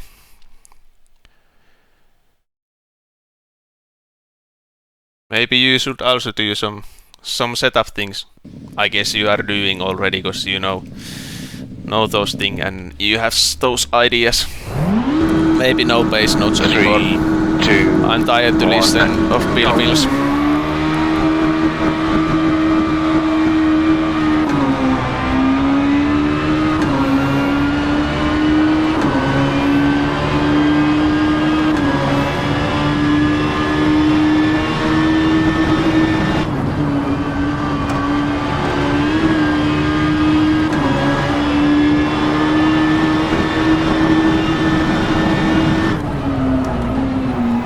Almost lost the rear on that braking, and that's a good thing.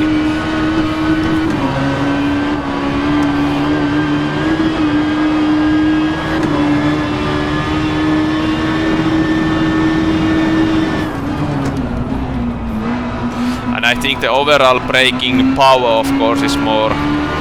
It's better than last time here, of course.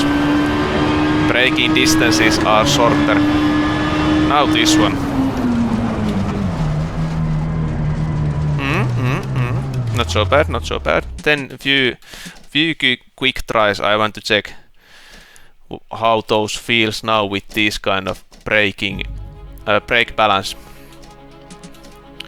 So this is now this quite mixed. So let's first try a really open version.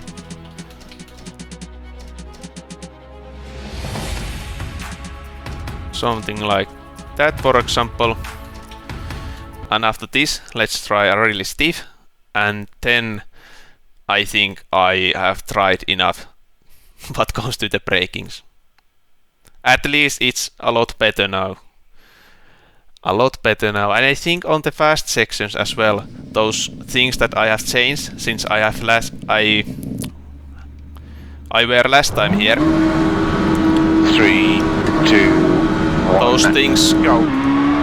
Did some good things for the fast corner behavior as well. I think the car is even more stable, and I think it's maybe because of the rake, but I can't remember if we had the high or low rake when we were last time here, so I cannot be sure.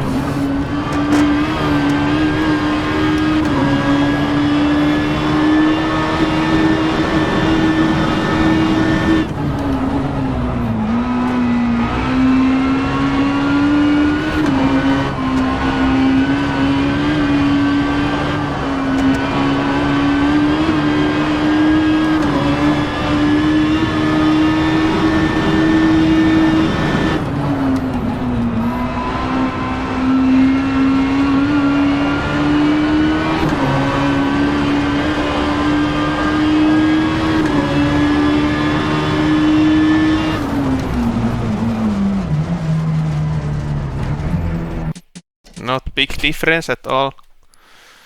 I think the only difference has come from the brake balance. Let's try totally locked. Or not 100% to everything, but really stiff.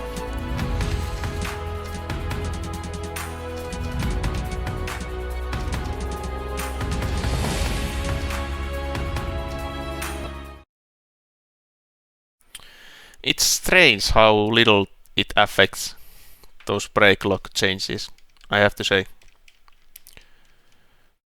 Considering how much those have been affecting on other cars, but those all have been mechanical differentials.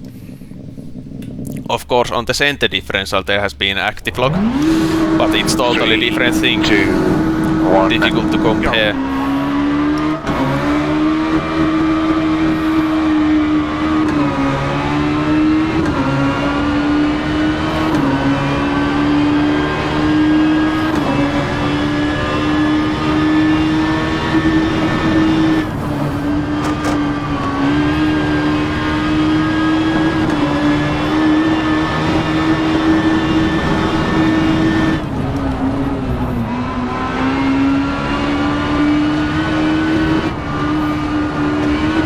biting is better now. I'm happy that I can feel even that. Even more easy to lose the rear because it's so sharp and rapid when the brake snaps. Because of the stiff lock. And now this one. Final time here, I think. No. No changes. It's still the same. It's not impossible, that somehow difficult to turn the car while braking so heavily. There was some longer comment. Let's check.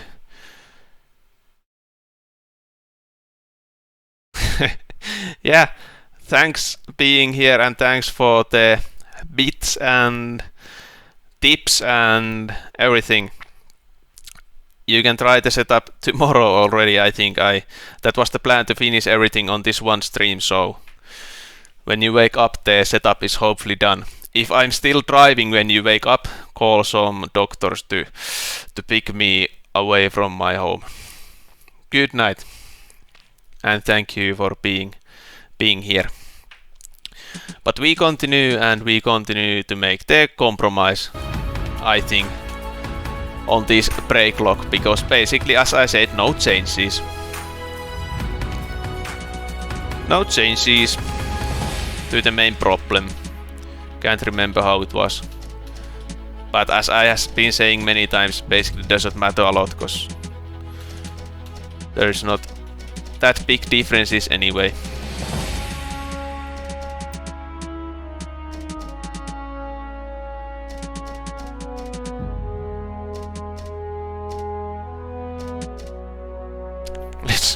Let's go with that. I want to do one thing. How the car behaves is about 60-40 balance.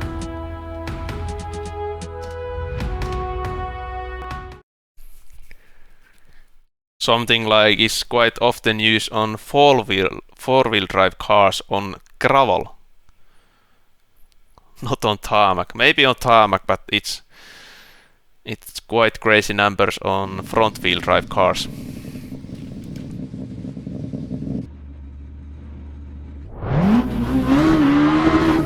Then I think after that we do some performance test.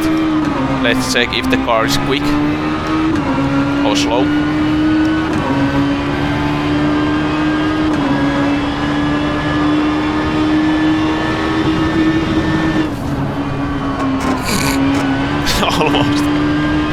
Almost lost the whole thing on that braking.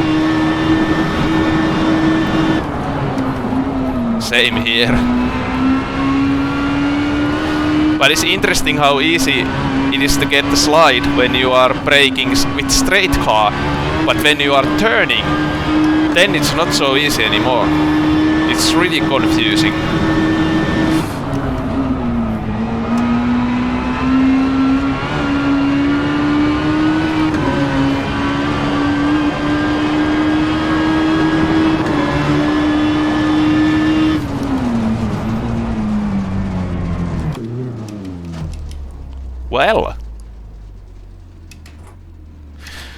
Well, the problem was gone. But it's really crazy, the car on other places.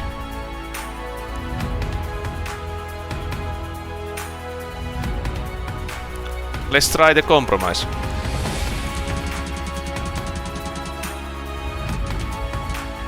Like this. And could I do something? Hello Larske, I have a Trustmaster T500 base, the wheelbase.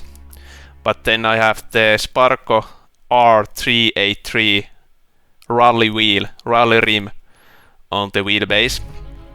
And then the pedals are Fanatec V3. And no shifters, I have only the, things on the wheel. The flaps, I don't have any sequential stick or that kind of things. And I don't have a rig. You can see I can spin. This is a normal chair, office chair.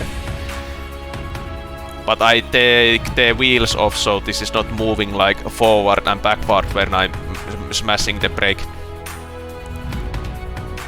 Anything else you want to know? I don't know about the computers at all. I don't understand those things, so I can't tell you. But it's running well when I'm playing RBR and streaming, so it's enough. 32-inch screen is what I can tell you.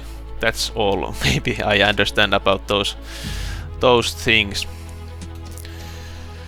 Oh, I was thinking a bit more rebound to make the car a bit more stable on the brakings if you use that kind of crazy brake balance. Let's try. Only way to find out is try. Okay, nice. Nice. And it's a bit curved, the monitor, you know, it's not flat. There's a little bit like curve. I don't know how to say it properly.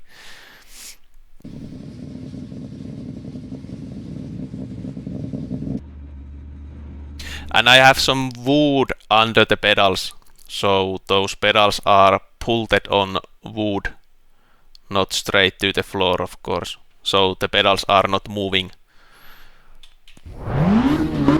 3, 2, 1, go.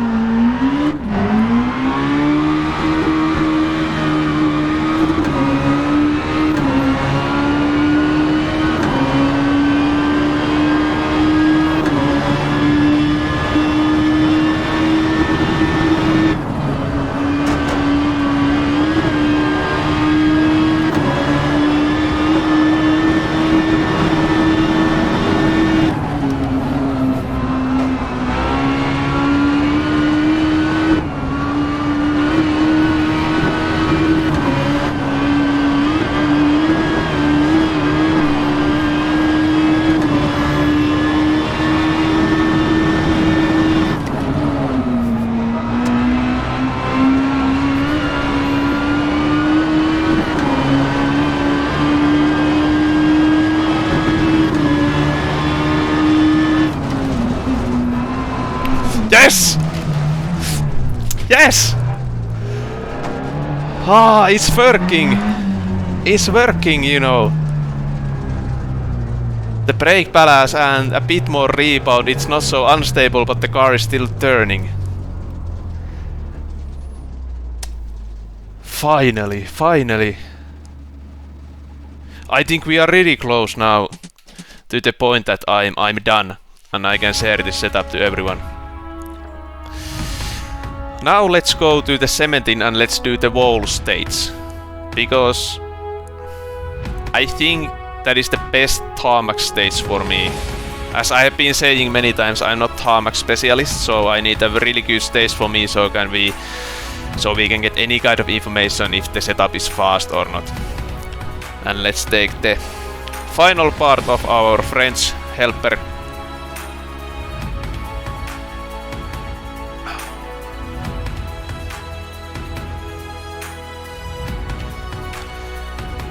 To one more time wake up my inner French tarmac specialist and let's go to the... I should learn to use this favorite stage thing, cause it's slow to always find them. 17 and... Let's push! Let's put the car to the limits and let's check how fast we can be. And then let's check on the internet if the time is good or not. And we will use base notes now. I need those.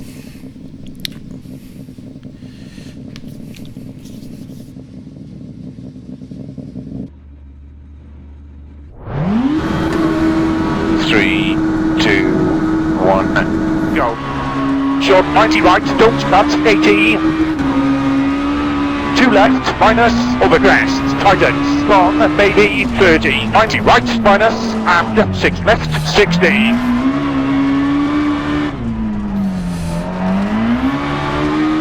short 6 left, and short 4 right, up to crest, 60, 5 right, tightens, up to crest, don't cut, 30, short 4 right, give in, and short 2 left, plus, maybe, and 3 right, and 6 left, tightens, over crest, to narrow, into short 4 right, 3 left, minus, tightens, give in, and double caution, short 3 right, and 90 left, cut, 70, 2 left, over crest, to narrow, don't cut, and short 4 left over crest, jump 50, short 4 right over crest, don't cut 60, short 4 right over crest, double caution, 60, 2 right, don't cut, and lake 2 left, long, and short 90 left over crest, and short, Thank you. and 90 left, don't cut, and short 2 right, and short 4 left over crest. Not so clean. And short 90 left to narrow, and short 2 right, 30, short 2 right over crest, maybe, and caution, short 4 left, and 2 left over crest, cut, and short 3 right, don't cut, 50, short 3 right, don't cut, and keep middle over crest, double caution, 30, keep middle over crest, and 2 right, long, and 5 left, don't cut, and double caution, keep middle over crest, jump 30, short 90 right over crest, don't cut, and short 2 left, and caution, short, and short 3 right, and 1 right, don't cut, and short 3 left, into short 2 right, and double caution, short 2 left, don't cut, and 1 right over crest, maybe, and short 6 right, 30, short 4 right, give in, and short 90 left, minus, don't cut, 100, 2 right, give in, into short 2 left, minus, over crest, 50, 6 left, 60, 5 left, tightens, double caution, 50, 3 right, maybe, don't cut, bump, and 3 left, minus, tightens, long, maybe, short 3 left, plus, maybe, up to crest, double caution, and short 2 left, and hairpin right, maybe, don't cut, and short 2 left, 2 right, and short double caution, 1 left, up to pitch, to narrow, don't cut, 120. 4 right, long, don't cut, give in, 30, 2 left, don't cut, 40, early short 3 left, 3 right, and short 4 left, and short 3 left, and 3 right, opens, long, maybe, 40, double caution, short 3 right, to narrow, give in, and short 90 left, plus, don't cut, and short 5 right, and 5 left, tightens, don't cut, 120. Caution, 3 left, tightens, up to crest, don't cut, 50, 90 right, up to crest, and 4 right, up to pitch, to narrow, bump, and short 3 right, 80, 3 left, give in, and short 3 right, minus, and 4 left, over crest, and short 4 right, maybe, and caution, keep middle over crest, and pitch, to narrow, bump, 100, short 2 left, plus, bump, 100, short 5 right, 60, Oh, short no! 2 left, into 6 right, 60, 4 right, tightens, over crest, give in, 30, short 2 left, over crest, 250, There has been quite many places where I've lost time. Double caution, 2 left, over crest, to narrow, don't cut, maybe, 100, 5 right, 250.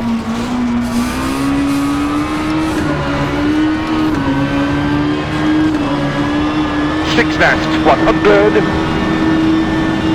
Double caution, 4 right, long, tightens, to narrow, give in, and 90 left, long, and 90 right, tightens, long, maybe, 50. 2 left, long, don't cut, maybe. And short 5 right, 5 left, 70. 5 right, tightens, long, maybe, bump, double caution, 30, 90 right, and 5 left, extra long.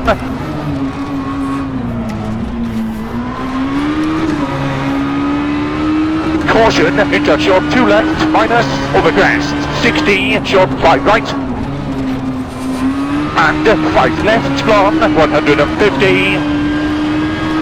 Double caution, 2 right, plus, opens, 50, short 3 left, minus, 70. 3 right plus, keep in, and short 2 left, up to bridge, 60, 90 right maybe, bump. Into bridge, 30, short 5 right, 40. Short 5 left, 80. Early short 3 left, keep in, and short 3 right, 60. 3 right plus, 5 left, 40. Fuck! And short 3 right, 60. That was the end. We can't know the time, because I think we can't see the... If I retire, we can see the splits. No, we can't. Sorry. Thank you for following, Larske. We cannot see the time, but anyway, even without that crash, I would have liked to have another go, because I did some mistakes, and I think many of those mistakes became because of the brake balance. It's okay for that kind of smooth and fast stage that the Cueva Santa has or have, but on this stage it was... I have to, you know, be aware of that. I was scary almost on every brake to lose the rear, and it's not good either. It's not good either. One thing I'm thinking is to keep the brake balance where it is and use a little bit positive toe angle on the rear axle, but there has been so much problems with understeering that I don't want to do that. So I try to go a little bit back with the brake balance. Let it be with let's go like this, and let's try again. And now not so much attack. I think also one reason for many little mistakes was that I was attacking too much, because basically I don't even know how you should ride this car on tarmac, so it's unnecessary to push too much. It would lead a lot faster time to be a bit cleaner. So now I hope I can finish the stage and we can check the time. Check the time if we are even close to some good times where we should be. Sorry for that crash. It's not good thing, I know. 3, 2, 1, go. Short 90 right, don't cut, 80. 2 left, minus, over crest, tightens, long, maybe, 30. 90 right, minus. And 6 left, 60. Short 6 left, and short 4 right, up to crest, 60, 5 right, tightens, up to crest, don't cut, 30, short 4 right, keep in, and short 2 left, plus, maybe, and 3 right, and 6 left, tightens, over crest to narrow, into short 4 right, 3 left, minus, tightens, keep in, and double caution, short 3 right, and 90 left, cut, 70, 2 left, over crest, to narrow, don't cut, and short 4 left, over crest, jump 50, short 4 right, over crest, don't cut, 60, short 4 right, over crest, double caution, 60, 2 right, don't cut, and late 2 left, long, and short 90 left, over crest, and short, and 90 left, don't cut, and short 2 right, and short 4 left, over crest.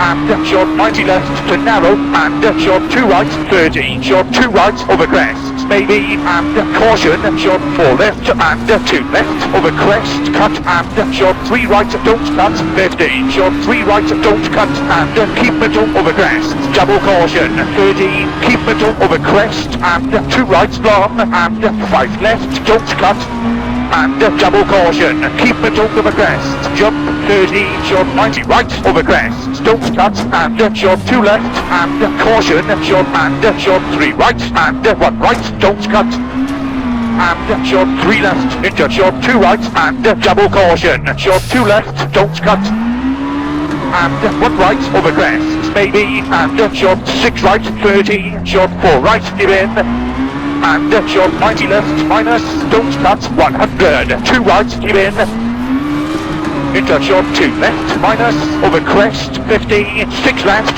60. 5 left, tightens, double caution, 50, 3 right, maybe, don't cut, bump, and 3 left, minus, tightens, long, maybe, short 3 left, plus, maybe, but a crest, double caution, and short 2 left, and hairpin right, maybe, don't cut, and short 2 left, 2 right, and short 2 left, double caution, 1 left, up to bridge, to narrow, don't cut, 120. 4 right, long, don't cut, give in, 30, 2 left, don't cut, 40, early short 3 left, 3 right, and short 4 left. And short 3 left, and 3 right, opens, long, maybe, 40. Double caution, short 3 right to narrow, give in, and short 90 left, plus. Don't cut, and short 5 right, and 5 left, tightens, don't cut, 120. Caution, 3 left, tightens, up to crest, don't cut, 50. 90 right, up to crest, and 4 right, up to bridge, to narrow, bump, and short 3 right, 80. 3 left, give in, and short 3 right, minus, and 4 left, over crest, and short 4 right, maybe, and caution, keep it over the crest, and bridge to narrow, bump 100, short 2 left, plus, bump 100, short 5 right, 60, early short 2 left, into 6 right, 60, 4 right, tightens, over crest, give in, 30, short 2 left, over crest, 250, short 6 right, 80. Double caution, 2 left, over crest. To narrow, don't cut, maybe 100. 5 right, 250.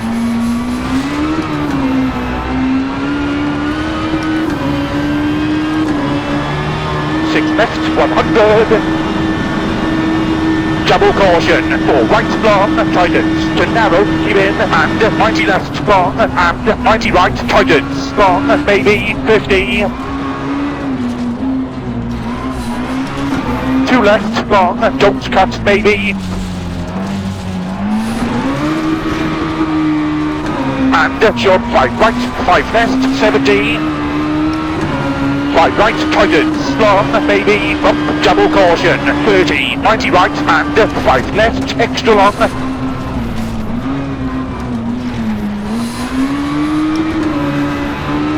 Caution, into short 2 left, minus, to the crest, 60, short 5 right, and 5 left, long, 150. Double caution, 2 right, plus, opens, 50, short 3 left, minus, 70. 3 right, plus, give in, and short 2 left, up to bridge, 60, 90 right, maybe, bump, into bridge, 30. Short 5 right, 40. Short 5 left, 80. Early short 3 left, give in, and short 3 right, 60. 3 right, plus, tightens, 40. 90 left, long, maybe. And short 6 right, 40. 6 left. And short 5 right, 40, caution, 2 right to the crest, don't cut, 70, short 6 left. And short 5 right, 70, short 3 left to narrow, don't cut, and short 2 right, don't cut. Finish. 616.6. Can't remember, I did some hot lapping when the car came, some quick done setup.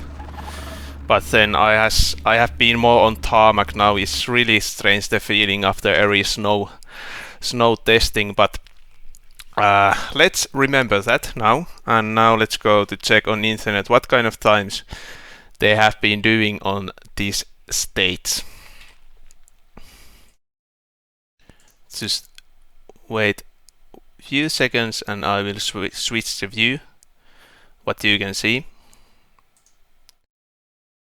Now you should see the internet, so let's go to the hot lap rank and let's find the 17 states. I can't remember, maybe it's new tarmac track.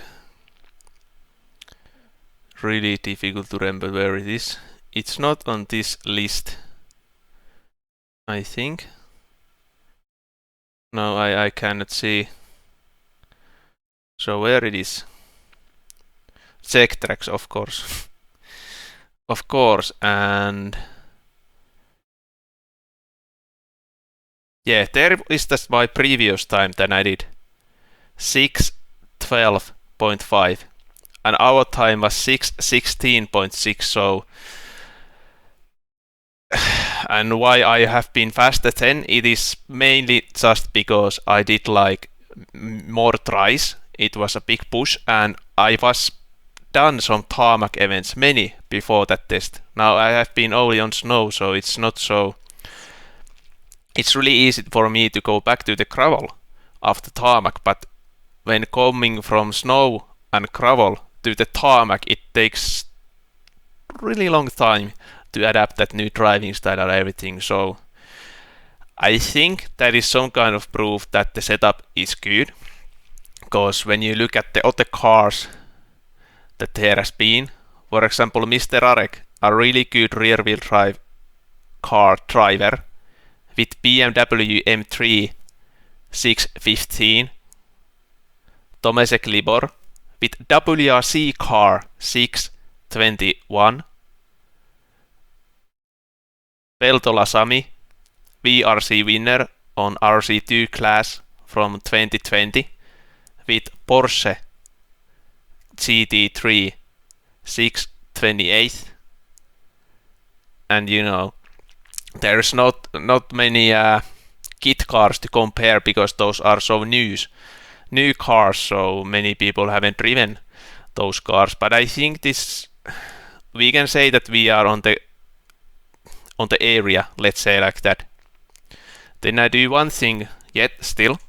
I show you, just wait a little bit, because I don't remember where to go on that place.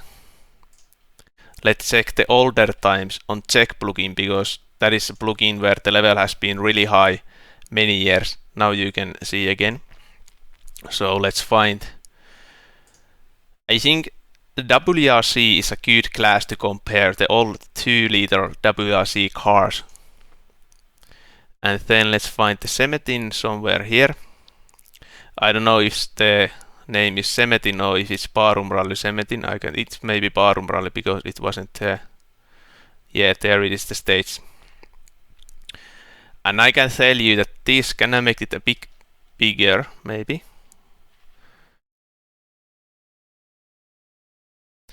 These times has been driven since, I don't know, 10 years. These are really tough times with WRC cars, and with the time that I did, we will be here on the P17. For example, Laahanen Janne behind of us with Xara WRC cars. So I think that is the best thing we can compare, because as I said, there is no kit cars. Those are so new that we have to compare to some other car classes. Marchoa Juan, a driver that I recognize with C4 WRC, would be behind of that time. And many people really close. Even Klimas Adrian, one of the fastest ever, only 2 seconds faster. Kochekov Anton, sorry if I said the name wrong, quite close still, 5 seconds. And yeah, I think we can be happy. Thank you for following Lil Polio. Yeah, they updated the times. For sure they updated the times, and I think you can see here I can select the NCP physics, or I think that is the original physics. Let's change the language to the English. Yeah, so these are NCP physics times. We can check, for example, this time of Janne Laahanen, 6:20. This is done last year, 1 year ago. Or then we can check the closest possible time, which was this one. Maybe. Don't even try to say that name. It's done on this year, few months ago. So these are new times. Same physics. No differences on the physics. Only maybe let's check the fastest time, for example, when this is done. Yeah, also on this year, on spring, so no differences on the physics. I don't know if would there be any better, you know, car classes to compare. Let's check, for example, the Group A. We would be here on the P7 between the Ford Escort and Toyota Celicas, behind all the Subaru Imprezas, for example. Fradia Daniel is a fast driver. I know that name. Ronnie is a fast driver, I know that name. But he is of course faster than our time. Is there something? What is the fastest front wheel drive car class? I don't know. What is the RC3? We would be on P4. Front of Jaakko Christian Watts Tomek with Honda Civic. But it's difficult to say, you know, how slow or fast these cars are compared to the kit car. But anyway, I think I can be happy about the performance of the car. At least it's not extremely slow setup. I'm not sharing extremely slow setup, I think. I can promise that. Let's go quickly back to the Rich and Burns rally still, before ending up everything.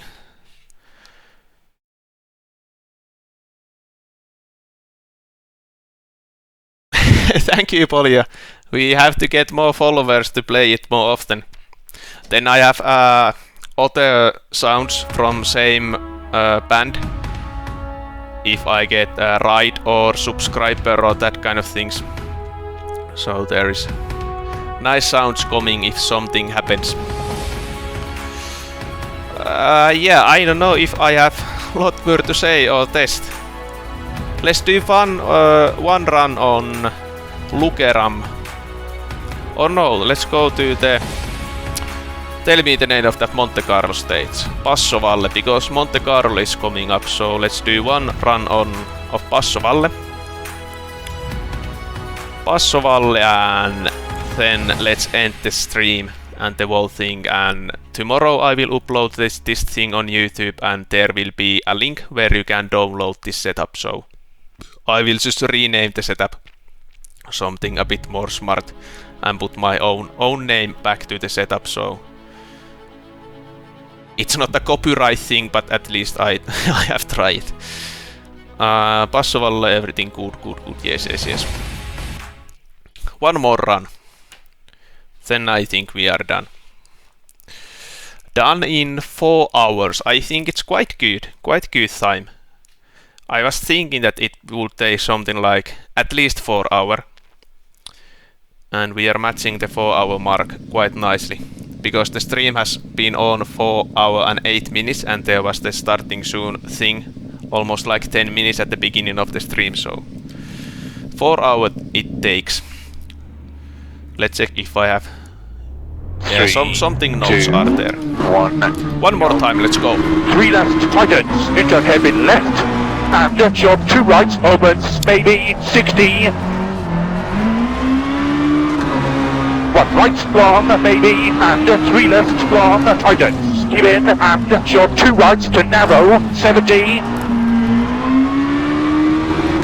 Job 90 left, and job 3 right, 2 left, double caution, and hairpin left, minus, maybe, and job 3 right, 80.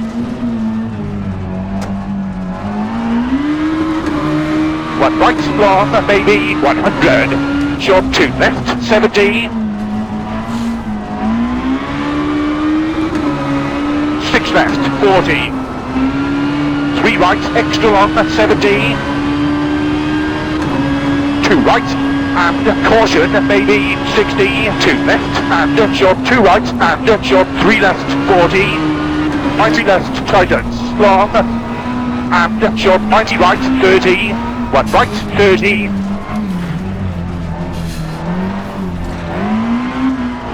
job 2 right, into plus, and job 5 right, 40, job 6 right, 80, double caution, short 4 right, into 3 left, 2 right, to narrow, and 90 left, give in, and 1 right, opens, long, 40, caution, 90 left, long, bridge, maybe, and short 3 left, and short 3 left, and short 2 left, and short 3 right, double caution, and short 2 left, give in, and 1 right, and slow 90 left, into short 90 right, 2 left, tightens, and hairpin right, 40, 1 right, into plus 70,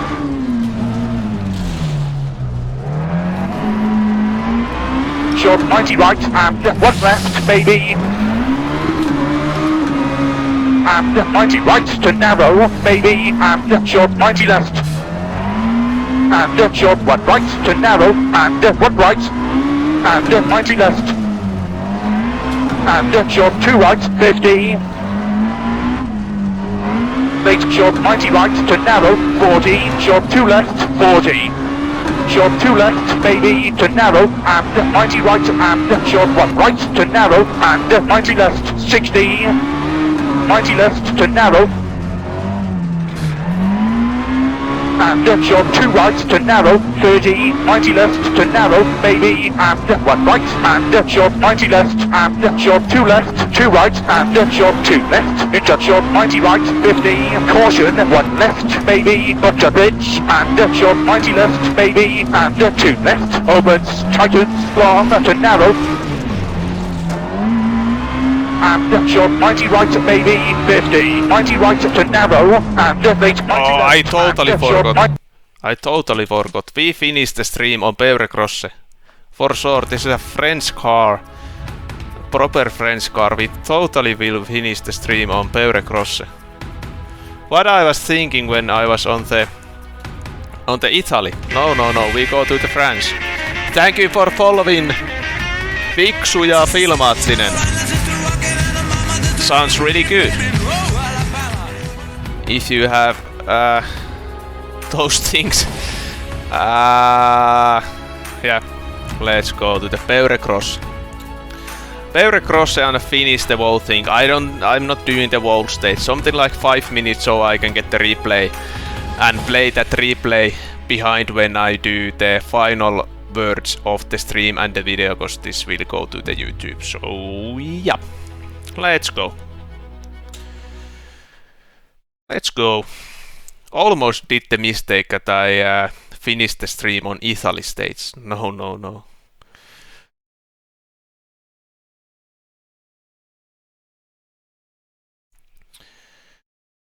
Oh, quite tired. It's 3 at the night. Almost morning soon on the Finland, but at least this is now done. This project. And you have set up if you want this car to some series that is starting after New Year. 1, go. Short 90 right to narrow, 30, 2 left, give in, and 90 right opens, tightens, give in, and short 90 left, don't cut, and short 90 right, and hairpin left to narrow, and 1 right opens, long, and 2 left, and 1 right opens, long, and 2 left, and double caution, short 3 right, and hairpin right, and 2 left to narrow, Where's the and co-driver 90 right, going? don't cut, and 2 left, double tightens, and hairpin right, minus, don't cut, Yeah, now we are where we should. and 90 left, and 90 right, 30, short 90 left, opens, and 2 right, double caution, and 2 left, double tightens, to narrow, and 1 right, don't cut, 40, hairpin left, and 3 right, and short 90 left, to narrow, 50, 3 right, tightens, and short 4 left, 30, 3 right, tightens, 30, 3 left, double tightens, long, to narrow, don't cut, and hairpin right, long, 80.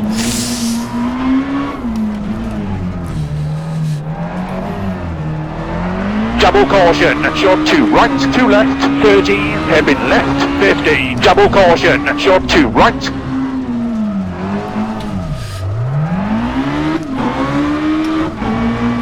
keep left for 16, 17, triple caution, slow 90 right to narrow, into short 90 left, into 2 right, up to bridge, and 90 left. And 2 left, long, tightens, don't cut. And 1 right, long, and 3 left, double tightens, don't cut, 50.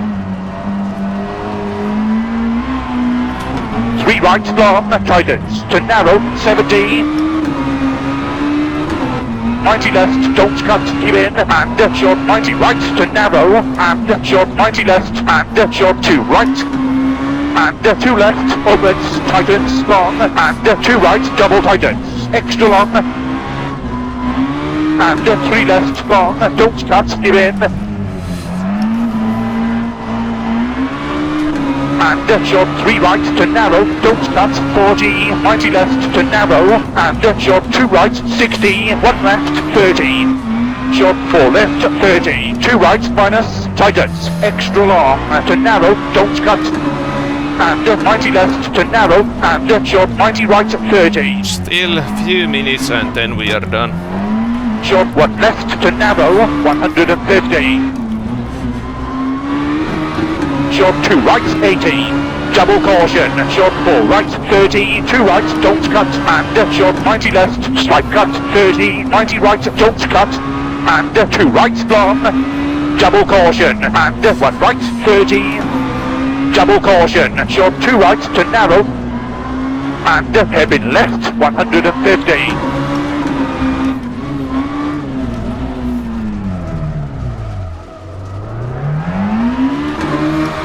Double caution, 90 left, long, to narrow, and short 4 right, 120. Double caution, hairpin right, 30, short 2 left, and short 3 right, 40.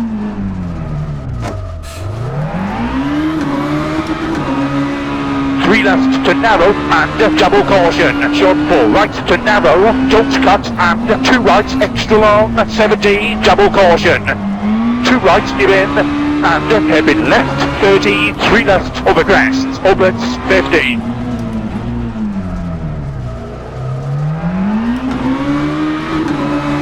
Double caution, 6 left, tightens, and 2 left, 30, double caution, 3 left, tightens, 30, 1 right to narrow, up to bridge, and short 1 left, and hairpin right. And 2 left, long, tightens to narrow, give in. And 90 right, minus, 40, double caution, early short 3 left, give in, and late short 1 right, 30, 90 left, 50. 5 left, tightens. Double caution, 50, 90 right, minus, tightens, long, to narrow, 60, late short 2 left, into 5 left, long. Double caution, 40, short 90 left, to narrow, give in, and slow hairpin right, and 90 left, tightens, 30, 1 right.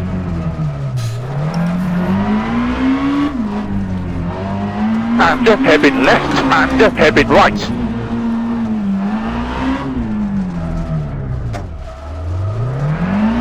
And bridge to narrow, and 1 right.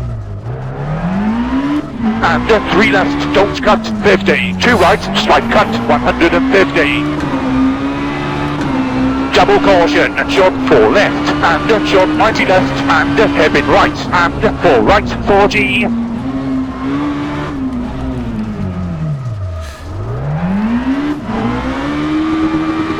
Hairpin left, 60.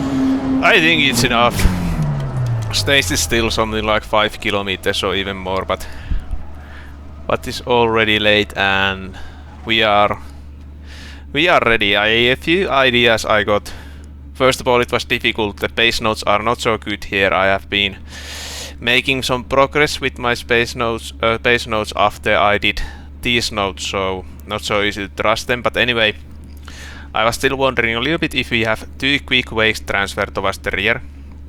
But I remember that when I tried the stiffer rebound to the front, it didn't work out, at least on the Torre Vecchia stage, so maybe something like bit stiffer pump value on the rear dampers, but so fine tuning, and on the other hand the car worked really nicely through all the bumps of cementing, so the dampers are not maybe the first thing I would touch.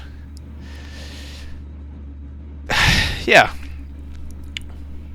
There is still 30 spectators. Thanks a lot if someone has been with me since I started the whole stream, and that is how it was. Set up with one sitting, one toilet break I have to say, but otherwise without any breaks, and then I put the replay on and do some ending speeds. It looks good on YouTube, I think.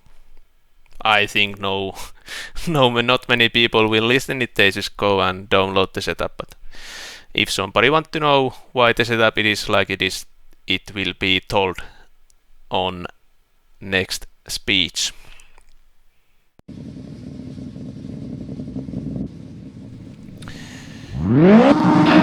Can I make the... I hope my voice is high enough. Not so good the ref limiter sound big off. We don't have the sounds, but anyway, it was a totally new kind of project for me to do a setup for one sitting and really far away from my comfortable zone. We are on tarmac, a lot of twisted tarmac, a powerful front wheel drive car, and also a new thing as there is the active differential on the front, active differential lock on the front axle, so a lot of new and uncomfortable things for me. But on the other hand, I understand how important car it is, and so many people has been waiting this car, so now when we finally get this, it felt good to make a setup also, especially for the tarmac, because I think tarmac is the surface for this car where we like to drive it. And what comes to the setup, I tried first of course make it close to the real life what comes to the spring stiffness and length, and I think I managed quite well. You know, the physics of the car are also quite good. We can make it to look close to the real life. There was like basically no problems at all. And basically the only problems, because the bumps and jumps were good also, the only problem finally was the understeering on the brakes when braking, and we did a lot of the testing. There was one smart guy helping me, and finally he said me that go back to the rear heavy brake balance, and finally it was the solution. Not the perfect solution, but the best compromise for sure, and I think it's drivable, the car. We also checked the speed a little bit, and we did quite a good time on the 17 with second try, so I can be happy with the performance of the car still. What I would like to change is still the understeering behavior of braking, but I don't know, as I said, I don't have the experience of this kind of cars, so it may be something that just need to be here. It may be that when you have a powerful front wheel drive car with active front differential lock, you get that kind of thing. I don't know. I have got feedback from four-wheel drive modern rally cars, but nothing like this, so there was a lot of guessing also how the car should be and how it feels in real life. I think no more to say. You can download the setup as always on the video descriptions. There will be a link.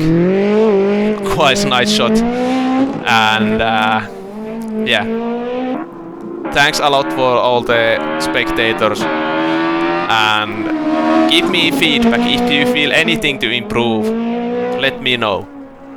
It's not a bad thing to comment. But no more to say than see you, good night, and bye bye.